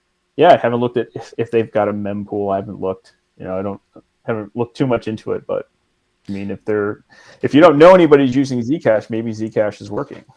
Well, that's the other thing is on the other side of things, there's Monero, which does a lot of the same things Zcash does in a very different way. But the community is opposite. There's some of the most obnoxiously loud people out there. And I'm not saying that as like if you believe in this tech and the principles of like privacy, you should be loud and obnoxious about that. You should be out there always shilling it. And it's kind of odd for like a privacy community to be very public about what they use and how they use it and stuff. But it's like, it's a complete, and I think that that's the difference in their market cap rankings and usage is just the loudness of the shilling. And I kind of think that Zcash is more like academic. I like to talk about it like it's a scientific paper, basically, because it is. It's some of the most scientifically backed, academia backed stuff out there. But a lot of people are just like, they want to build something cool, and then they're just like, oh, it's great. These proofs, they work. And then they're a bunch of nerds. They're not like getting out there, getting businesses to use it, getting stuff like that. And so it is kind of interesting how, that kind of works. And in the future, you might see projects like Ethereum start to adopt like a ZK rollup or something, where you have it's like instead of Polygon, there's like the Z Poly or something, which is just everything is end encrypted. Everything is, zero knowledge proofs. You can't see anyone's NFT balance, but you can verify that it, all the correct information. And that's where that's where the Zcash technology gets used to stuff like that. That's probably the way it's going to go. I mean, I saw was chatting with Dmitry Buterin, Vitalik's dad, last week, and he was saying the thing he looks forward to the most on Ethereum in the future is privacy improvements. So at least he's paying attention to that, but that might kind of answer some of that. I mean, who knows where all of this really goes, right? I mean, the one thing that I can say for myself is that, there's the here and now, what we operate in, right? And, you have to do what works for you. And, who knows what the future holds? I mean, all the future is speculating. Hopefully people's speculations are more to the upside than the down. But who knows if all of this stuff is still here, within a year's time or a few years' time. Yeah. Yeah. Well, speaking of all so, I mean, there's the Ripple article thing. Might as well hit on that one as the last thingy, which is, it's a little in the weeds, but it still is a good point. So judge orders SEC to turn Hinman documents over to Ripple Labs after months of dispute. The U.S. District Court, Annalisa Torres, overruled the SEC's attempt to withhold the documents related to the former division director, William Hinman, who said that Bitcoin and Ether are not securities. So basically, at some speech, I believe it was at the Yeah. Yahoo Finance All Market Summit in June of 2018, he said that he doesn't think that Bitcoin and Ethereum are securities. And there's basically a lot like documents associated with that. The SEC is trying to hide because they're suing Ripple. They say Ripple's a security. I think it is, but that's a Right. different. That's I don't want it to be Yeah. ruled a security, even though I think it is. But they're basically trying to. The SEC is basically trying to find ways Cover its of ass. well, yeah, not just cover its ass, but find ways of shoehorning in like regulation on the space into spaces that it shouldn't be regulating. And so it's kind of Yeah. interesting to see some of these judges. I was at one of the SEC hearings for the library For case, library, right? Yeah, and yeah. the judge was very skeptical of the SEC's like crazy claims that they were making. And I have a feeling that, I mean, I have a feeling the SEC, like maybe I'm being hopeful, but I have a feeling they're not going to get everything that they're after. I think that they're going to get their like EOS style slap on the wrist kind of stuff. They're not going to get that huge oversight to like regulate everything. However, it doesn't mean Right. I don't think that they're going to end up getting some sort of ability to do that anyway, because I never bet against the government, right? Right. Well, I mean, they've got endless resources and they've got endless time as far as anybody's concerned, which is exactly the whole point of crypto. I mean, the cryptography is very much that premise, is that you're trying to communicate with, an ally, and your enemy has endless amount of time and resources, right? Like that's the very reason why this entire thing exists. Yeah. In the case for library, and I hope they win the case. And as far as the SEC goes, this entire thing, it frustrates me because I really do see Bitcoin and the entire cryptocurrency industry, if we want to call it an industry, as really the last free market we have at present. There's no rules, there's no regulations right now. It's all pure competition. Yeah. Right.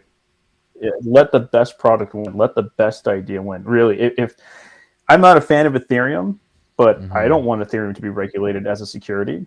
If anything, I would rather that people would see what its merits are, whether they want to use it or not. If they don't like it, then they don't use it and they move to something else.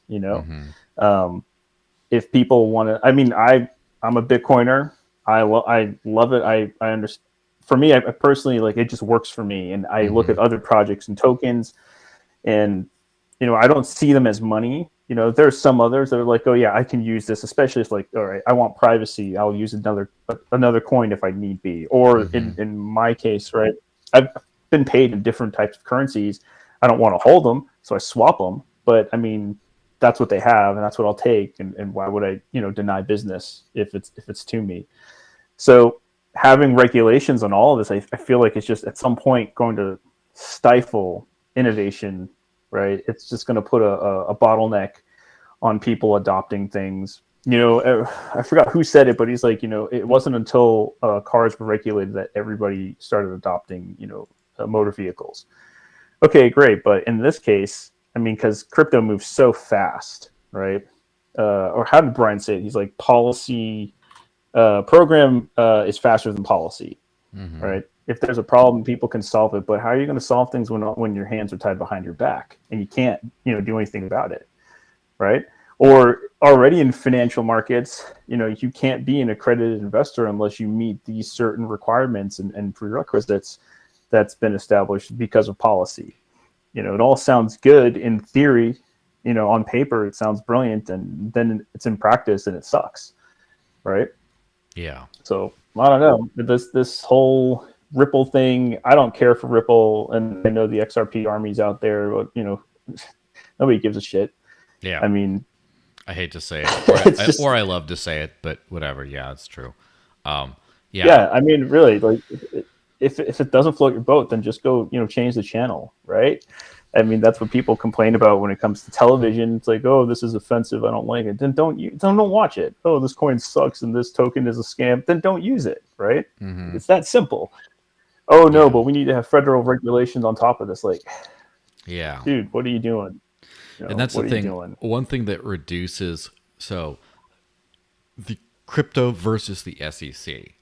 I am moderately invested in that struggle because part of me just knows that the way we get change in the world is not by waiting for the government to give us permission. That's the entire reason I'm in crypto. So that's the part that I'm not invested in. The part I am invested in is crypto's been doing so great because it's been unregulated largely by the government, and I wanted to stay that way as much as I can. So for the most part, I'm invested in the whole versus the crypto versus the SEC. Ripple, library versus the SEC. I'm more specifically invested in because I first off I use library and I have some tokens, like a few $100. Don't worry about it. It's not nothing crazy, but like I use it and I know that the user experience of the platforms has been in some manner degraded because of the lawsuit, because you can't buy and sell the token very easily, and they're having to just mostly do a fiat based odyssey on top of the library blockchain backup of the content, and that hurts me. That makes me sad. On the other hand, the Ripple versus the SEC, I'm only interested in that as far as it advances the cause, because first off, Ripple is basically a company, and the currency is basically a company that they pivoted to trying to be XRP, something different from the company, only after they started to figure out they might run into trouble with the SEC. It's basically a security. I mean, come on. It's like issued entirely by one company and that holds the supply and all this kind of stuff. And it doesn't do that much as far as a thing. And as far as Ripple's specific things, I don't really like I don't care for what they do. It seems like they're just trying to be Swift 2.0 to a certain extent, to be just like a faster background rail to the old fiat nonsense. And the biggest thing on top is they have really tried to throw crypto under the bus.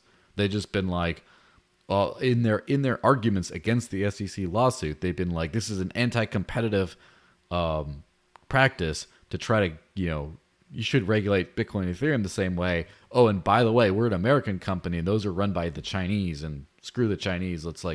It's a policy. They literally recommended that the SEC rule favorably towards Ripple on policy-based reasons, because Ripple is America-owned, whereas Bitcoin and Ethereum are China-owned. That's literally their argument that they gave, which is a dumb argument, but it's also really scummy. It's just like, okay, well, I don't really want you to win anymore, even though I kind of still do.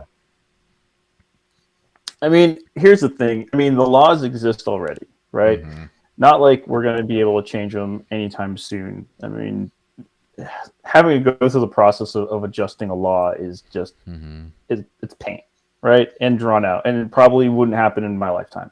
Of course. But, if it's going to be applied, then, hey, apply the Howey test. Do what you said you're going to do, follow through with it, and people are fighting what they have to fight. Sucks, but that's people want it. People want the regulations. People want this stuff. So all right, you're going to get it, and that's how I feel at this point. It's just like, you want it, fine, here it is, and then be satisfied with your outcome, right? You have a CEO that you can pressure. You have a foundation you can, subpoena. You have bankers and all this other stuff that we can get to. I mean, you're on the radar. Sorry, maybe this would make. I would think that this would mean that other projects that are coming into the market would try to find a way to stay more anonymous and decentralized. But I mean, that kind of just proves to me that how Bitcoin really is like 1 in a million type of thing, right? Once in a lifetime, like. How often is that going to happen where, you don't know who the founders are, right? And that's simple as that. Okay. Yeah. You're going to subpoena the CEO of Bitcoin. Go ahead. Good luck. But I mean, if you're going to subpoena the CEO of Ripple, but if you're going to subpoena, the CEO of Ripple, I mean, his address, where he's at. I mean, come on, man. It's just, I don't know. It's just a mixed bag of things. It's rules and regulations being ridiculous and annoying, and people lacking, I guess, just certain understandings of how our system works, right? Mm-hmm. So it's just this whole cyclone of idiocracy that's just swimming about, and I don't know. I Yeah. guess we get what we deserve. It's sad to say that. I mean, I definitely want library to win its case, but I can Mm-hmm. also see like the SEC has an agenda to get control of this market. You know. Yeah. Well, so as Hilawe jumped in on that stuff in the super chat here. He says the SEC just wants their pound of flesh, but now their existence is at stake if Ripple and Library win their challenge. The biggest mistake was to voluntarily present a why we're not a security presentation to the SEC looking for guidance, according to Jeremy Kaufman. Yeah, that's what his biggest regret, Jeremy Kaufman, the CEO of Library, is trying to work with the SEC, like trying to become compliant to laws. He said, if anything, it's taught us that we should have been more shady, less transparent, more kind of scammy and dishonest, and that we would have been a lot further Right. ahead. Sad, but that's it's the so system. ironic. Mm-hmm. Yeah, it's like, hey, I'm trying to be helpful. I'm trying to comply. Sanctions, right? Fees, penalties, threats of jail time. I mean, what the hell? It's like the concept of honesty, and being having some type of nobility in your character is punished, right? And I think that's just a byproduct of the fiat system, right? It pays to be scammy, it pays to be shady, it pays to be a vampire, because if you're trying to be somebody who works honestly, diligently, and you speak you speak openly and honestly about the things that you like and don't like, it's like you're shunned. There is no. I really feel like this is a byproduct of fiat. There's no. I don't see any way around it, and governments are very fiat oriented. I mean, they're the ones who are decreeing the damn thing, for crying out loud. Yes. So. Well, this is probably a good time to start winding stuff down. Let me go flip this screen over here to the shiny logo screen. Some of these things are a little bit anticlimactic because I already experimented with you with the NFTs before, so you already have it. But everyone who's on, and I like how Brian Harrington pointed this out, that he called it a proof of work NFT, because I do proof of stake as well, meaning if you buy an NFT from me, you get it, and you get into the Discord, which gets all the little super chats and everything cool like that. But you can also work, meaning if you're a guest on this show and you exchange your labor and all that kind of stuff, then you get an NFT too. So the official on-screen presentation of the little shiny little thing that I already sent to you and you've already been using. But so there you go. Yay, everyone loves it. So congratulations for a little NFT thing. Now, it's shill o'clock, and I don't mean about your sick crypto gains and whatever token you're going to pump, but where could people follow you? What kind of cool stuff are you working on? And if it's separate from the above, where would you like to direct people's attention if you could? So I've been running a Substack for some time called Living on Bitcoin, and this is just me sharing everything that I can possibly divulge onto out into the ether. It's ether. I've been I have been living on crypto since September of last year. So I mean, I'm celebrating an entire year of just being fiat free. It's glorious, isn't and it? I'm just sharing my experience. Yeah, it is. I mean, I'm just sharing what I've seen, what I've done, some ideas and thoughts that might help people better understand this, and try to make it as approachable as possible. I'm not in front of the camera person like Naomi is. I'm more of the behind the camera type of individual. So living on Bitcoin is really just, hey, this is what I've done, this is what I've experienced, and if I make some mistakes, here's how I fix them, and hopefully it can make crypto adoption, Bitcoin adoption, just much more approachable for everybody. And it's totally free. I don't have any plans on monetizing the Substack at all. I just want it to be a free resource for people that they can go back to whenever they want to look at it. So it's livingonbitcoin.substack.com. Yeah, well, fantastic. I've read a few of those and they were quite good. I think so. I have to not to like blow too much smoke up your ass because that's plenty of that going on. But I do think that you do stand out in uniqueness in that you're someone who has gone forward and actually tried to use this stuff as intended and like live the principles and things like that. And in a way where like I try to do that from me as a person who I had very few expenses and bills on purpose. I had a relatively simple kind of freelancer life. I didn't have a career really going. I was sort of switching careers to when I decided to live on crypto was the time I decided to get into the industry full time at the same time. So I had like very few, relatively speaking, risks back in 2015 when I started doing that. And I just sort of like gone along with it. And it's a very different situation if you got like an established career and a business and a life and all that kind of stuff. And you have like more to risk on that thing.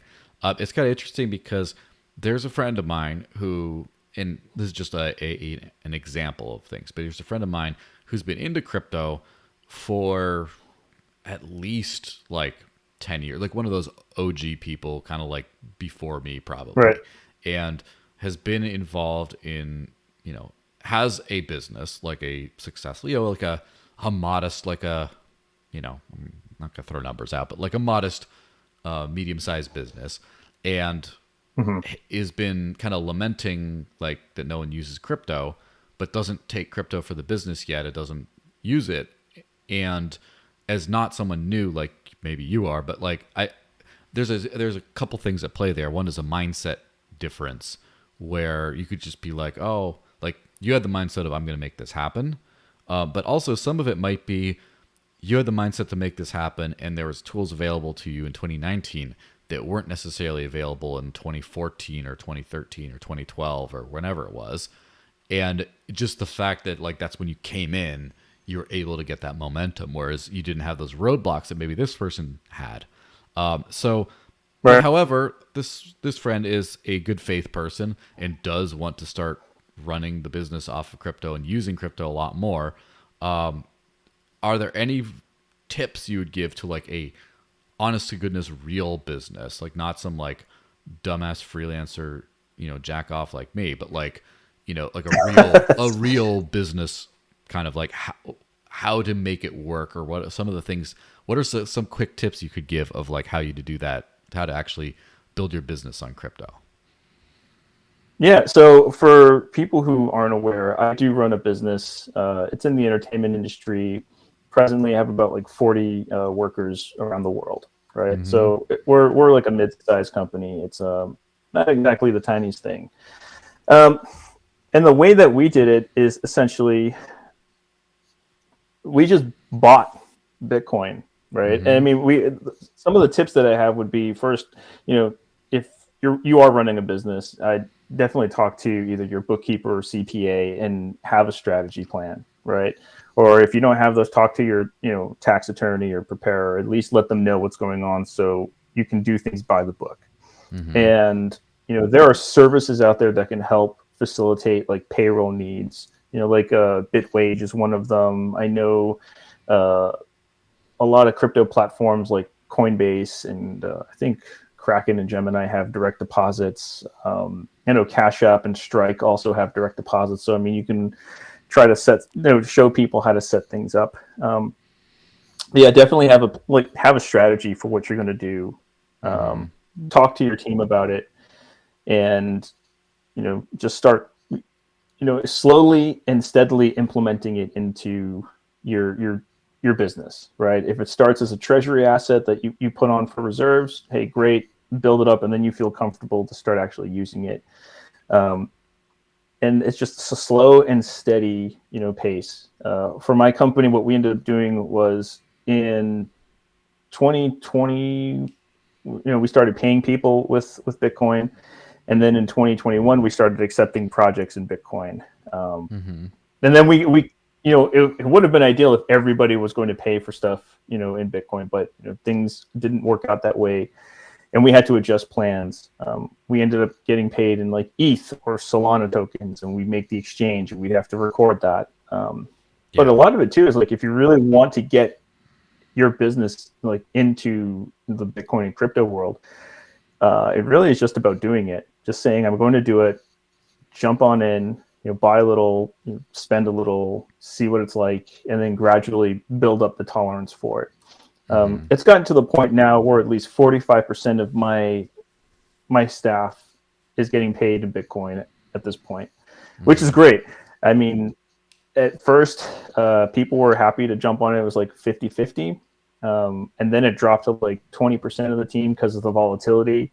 But then people slowly started coming back into that whole like, oh, I'd rather do this because it was a lot simpler than getting paid through PayPal because they had issues with their bank, or it's easier than getting paid from my bank because it took 5 days for the whole wire to clear.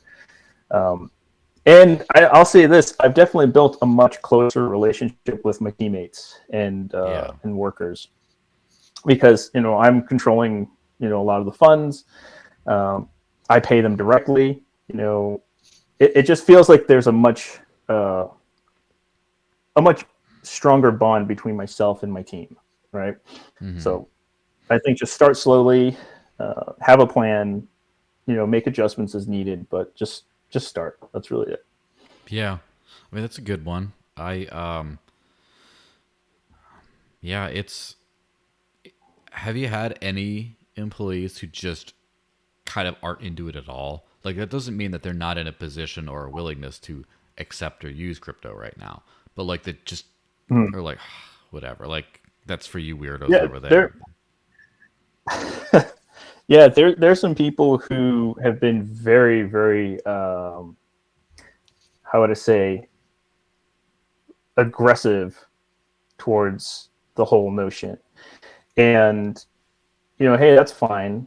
But ultimately, like, I don't want to say I have some, inside baseball knowledge or, tea leaf analysis that makes me bullish on stuff. But I just have this gut feeling about where things are going. I kind of see it, especially seeing as I've been living on this, for a year and really just in the thick of it. It's like, yeah, this is where the puck is going. I think this is the smartest thing that, I could do. And it's been working for me, at least for like the last year. It's been working wonders for my business for like the last year and a half. So not to get too in detail on that stuff, but what do you mean by working wonders? Does it mean that like having stuff denominated in crypto like Bitcoin has increased the value of the holdings? Is it that you've gotten more opportunities as a result of this? Is it that the time you spend and the hassle of using this kind of stuff is cut down on it? Is it that like you've managed to save in other ways, or things are more efficient, or like what ways, or what are the biggest ways that you think the company has done better as a result of this? So opportunities, right? I mean, there are plenty of people who are looking to do, projects on the blockchain, right? And they have this capital that they don't know what to do with. And so we're here and, we'll take it. I'm not going to fight that. But the other one has really been the efficiency, right, of it all, especially when it comes to payments, because that's been the big holdup. When it's the client that's paying us, it's, oh, we're going to send a wire, the bank takes their fee, the wire network takes their fee, there's delays, and we've gotten rid of that, right? Either the payment's been made on Lightning or it's been made on the blockchain or on chain. Yeah. And I mean, it's 10 minutes at most, right, for us, or seconds if they send it over Lightning. The other is that paying people, because my team has just kind of dispersed, and they're everywhere across the U.S. They're all across the globe, and just making payments to them has been a lot easier than saying, okay, we can't send you a Venmo, a PayPal, Cash App, Strike, because they're not in just jurisdiction. We can't send to your bank here because there are some regulations that's preventing, you're not in this, your country's not in the SWIFT network, so we can't send you money. And so we've just been able to get opportunities and give opportunities, not just to people, locally, but just globally. And I mean, it's just made everything better. Brian Harrington said it really well. It's like, you got to upgrade everything. And I feel like this really, like, we upgraded our business and the way we do it, and it's been really helpful.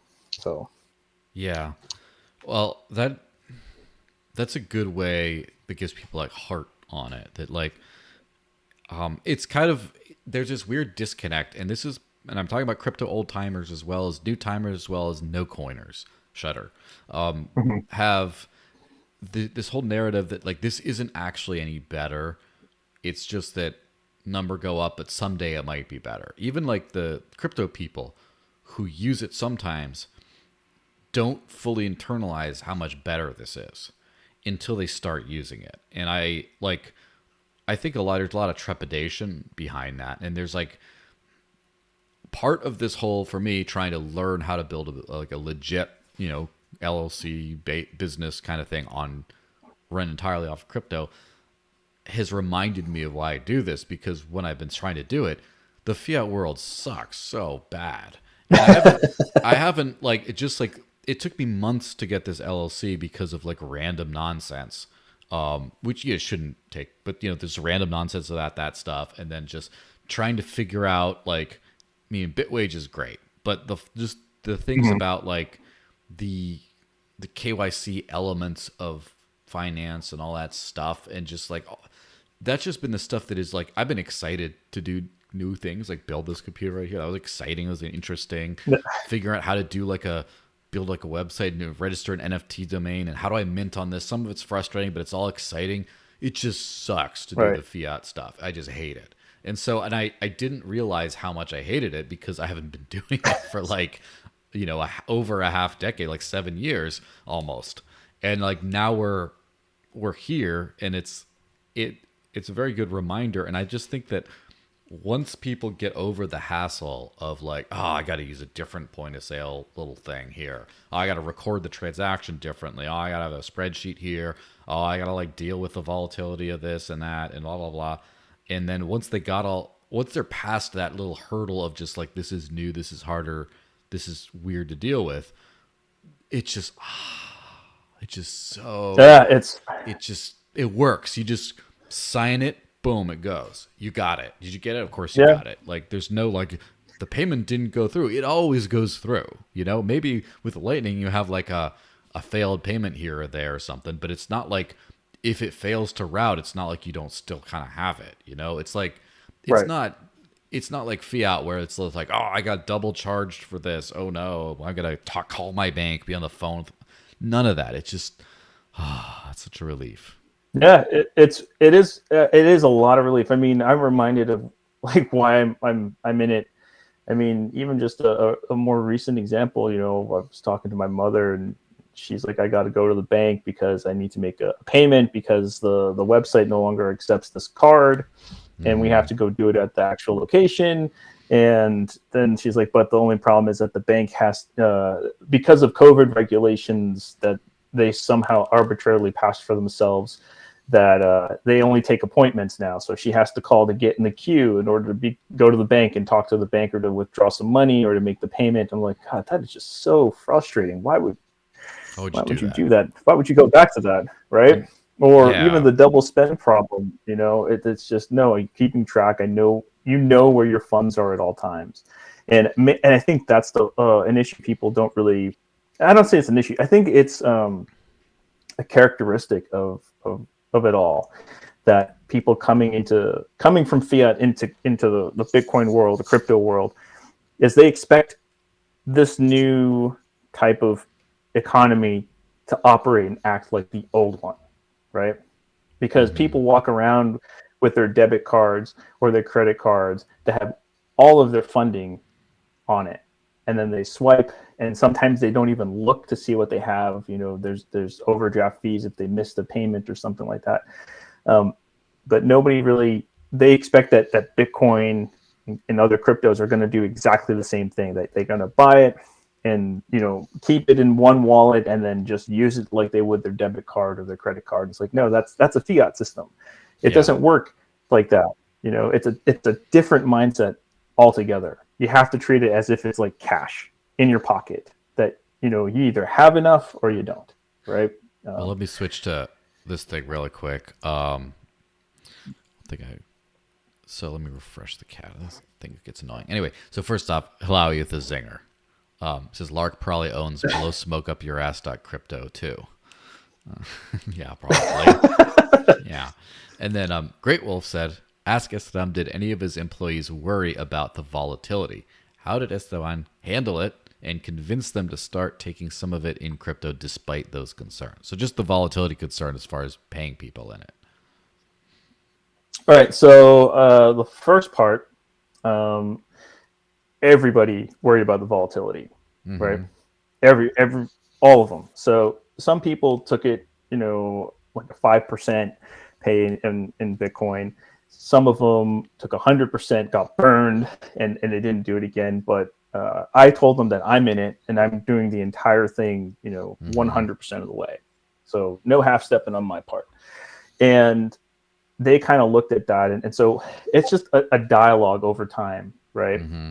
So I give monthly workshops, you know, just like, here's what we've done, here's what we're doing. And this is to like any new people that may join the company. And it's like, here's how you manage volatility, right? Some people are still very fiat based, like their finances don't allow them to really save. And so what we've done is like, here, what you do is we'll send you the funds. You can, you know, cash out altogether, or another way is like, you know, we'll send you a stable coin instead because you're more familiar with that, right? And so it helps them onboard a little bit more. For the ones where we're just sending Bitcoin flat out, it's like, look, I'll give maybe a 5% bump in pay just to handle any of that volatility. I mean, even recently, I'll give an example. This week was was payday for a lot of people, and it just so happened that Bitcoin had a bit of a pump while everybody was getting paid, and they saw that some of them cashed, switched over to another stable coin, and they used that to pay their bills and their rent and their food and all that stuff, and they were like, "Yeah, I think I'm going to stick with this now. Thank you very much." So that was it. Kind of worked itself. And as far as like, what was the other question? Start taking. How did you get? What was the second question? How did you convince them to start taking it despite those concerns of a volatility?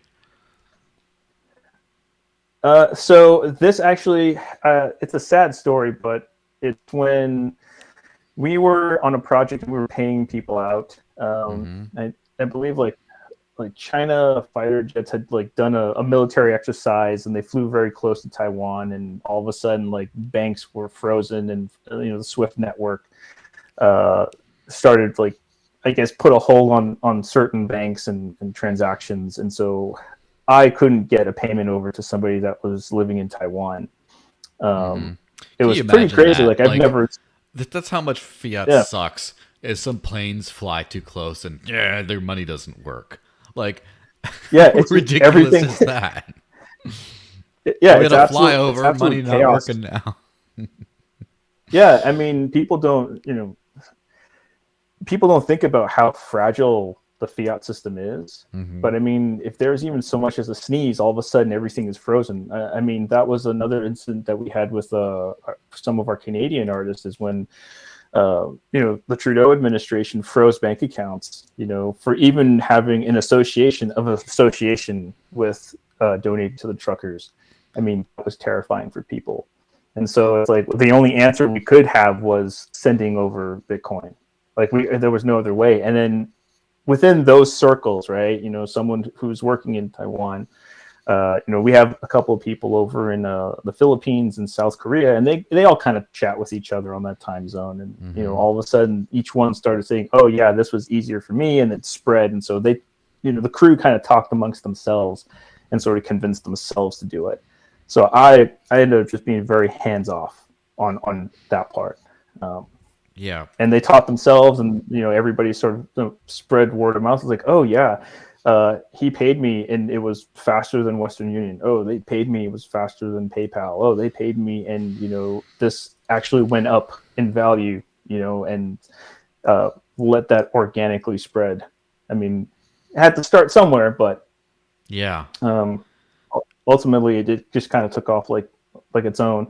And my hope is that one day 100% of the business can be done in Bitcoin, although my accountants and CFO would probably scream bloody murder. So Yeah. I don't know. You know what's funny about accountant and CEO stuff? I've had people. There's been businesses locally that have stopped taking crypto after like a year or so of doing it because their accountant just like told them that we can't do it anymore, or did we? It's getting too hot, we can't do, or whatever. And also another friend, maybe couple actually, just said like, I would love to spend crypto, but my accountant says it's a nightmare for taxes with all the stuff, and he says no. And so what it makes me think is like, who's the boss of you? Like, you're gonna isn't the accountant supposed to like work for you, right? So aren't you supposed to just do what you want and you tell them here, fix it? Isn't that why you pay an accountant, is to fix all your shit? Because otherwise you could just do it all yourself. So like, I get that you know and trust your accountants, your finance people, and all that kind of stuff, and take their advice seriously when they're like, well, this is going to complicate this, and we shouldn't probably. But at the end of the day, it's your call, your life. If you want to live on crypto, you can, and you just get people to like work around that because it's your life after all. Your company. Yeah. If No, you own I if mean, you own your company. If you don't own your company, that gets a little more complicated. But yeah. yeah, I mean, my CPA and accounting team, they've been with me from the start, right? Since I started the business, and they've seen me grow, and they've been along for the ride. And at first, they were kind of skeptical. I know my CFO is very skeptical of it still, but Of course. over the last 2 years, yeah, over the last 2 years though, they've seen additional business, from like my company. And because like it's a service, like I don't have an in-house accounting team. I'm not a MicroStrategy, with an entire accounting and legal department. But Yeah. what they've seen is sort of an uptick in people, coming to them for taxes on the crypto end. And they're like, you were actually our first, and you've kind of shown us like how to sort of do the work as far as like processing taxes go for crypto, because we worked with them to make our own system. And now I think it went from something like 20, 25 people that they were servicing to about like 120 Yeah. individuals now. And I'm not saying like individual like people. I'm talking like businesses that have come to them and saying we need assistance in how to work with cryptocurrency in this way, right? So it's like they see it, like how things are changing, and our CFO is still skeptical, right? But they see it. They see the change. They see that there's a demand and people are coming into it. So I mean, that whole we're going to wait for adoption. Like, I'm sorry, dude, adoption's here. People are using it now. I mean, millions and millions of people are using it. And so yeah, it's like if you want to live on crypto, it's just a matter of saying I want to live on crypto, and you do it. There's no other way. I mean, you're gonna. It's The way I funny. kind of think about, It yeah, just it's like it's how I see it. funny. It's like it's a buffet. Hmm. Okay, it's an all-you-can-eat buffet, and people who are waiting for adoption are at the table waiting to be served. It's like, no, you get up and you serve yourself. That's all it is. Yeah, you do your own thing, and Right. that's a thing. At the same time, I think you answered a lot of practical questions and concerns. And on the other side, the answer that people are looking for is just kind of in front of them, and just freaking do it. You know, Yeah, it just kind of is what it is. there's no, yeah, no Yeah. half stepping. You got to do it. Well, it looks like a good place to wrap this whole thing up, as it's been going on after past 2 hours. But yeah, thanks for jumping on. God damn. Always a pleasure. Hopefully, your situation's improved when we have you on again, and you're not running from the hurricane and having your whole like life almost washed out the sea or whatever horrible things hopefully are not really affecting you, but fingers crossed, right? But yeah, thanks for Yeah, being on, fingers crossed. everyone. Thanks for watching. Yeah, we're improving now that we got the computer working. We're getting closer to like a cool professional stream. Now, as soon as I figure out how to multi-stream and some other things, I'm gonna be able to start doing stuff like putting the articles up on the screen or playing like video clips or things like that, or all that kind of good stuff, and making an actual proper stream. Don't forget to like, and if you haven't liked the video yet and you're watching, please do so now, and subscribe to the channel because more cool stuff like this is always happening. And of course, buy my NFTs. Right now, I only have the wax ones for sale, but I'm going to be getting on the rest of that and eventually having a cool page on a website as soon as I figure out this SSL nonsense has been driving me nuts. But oddly enough, also with the website thing, my website's been a bigger pain in the ass than the IPFS and .crypto side of things. So that's another thing where, like, even though it's not, the crypto way is easier. But anyway, thanks everyone for watching. I will see you guys next week. We have a guest I haven't had on a very long time coming back, so that'll be a fun time. Bye everyone. Have a happy weekend and see you around.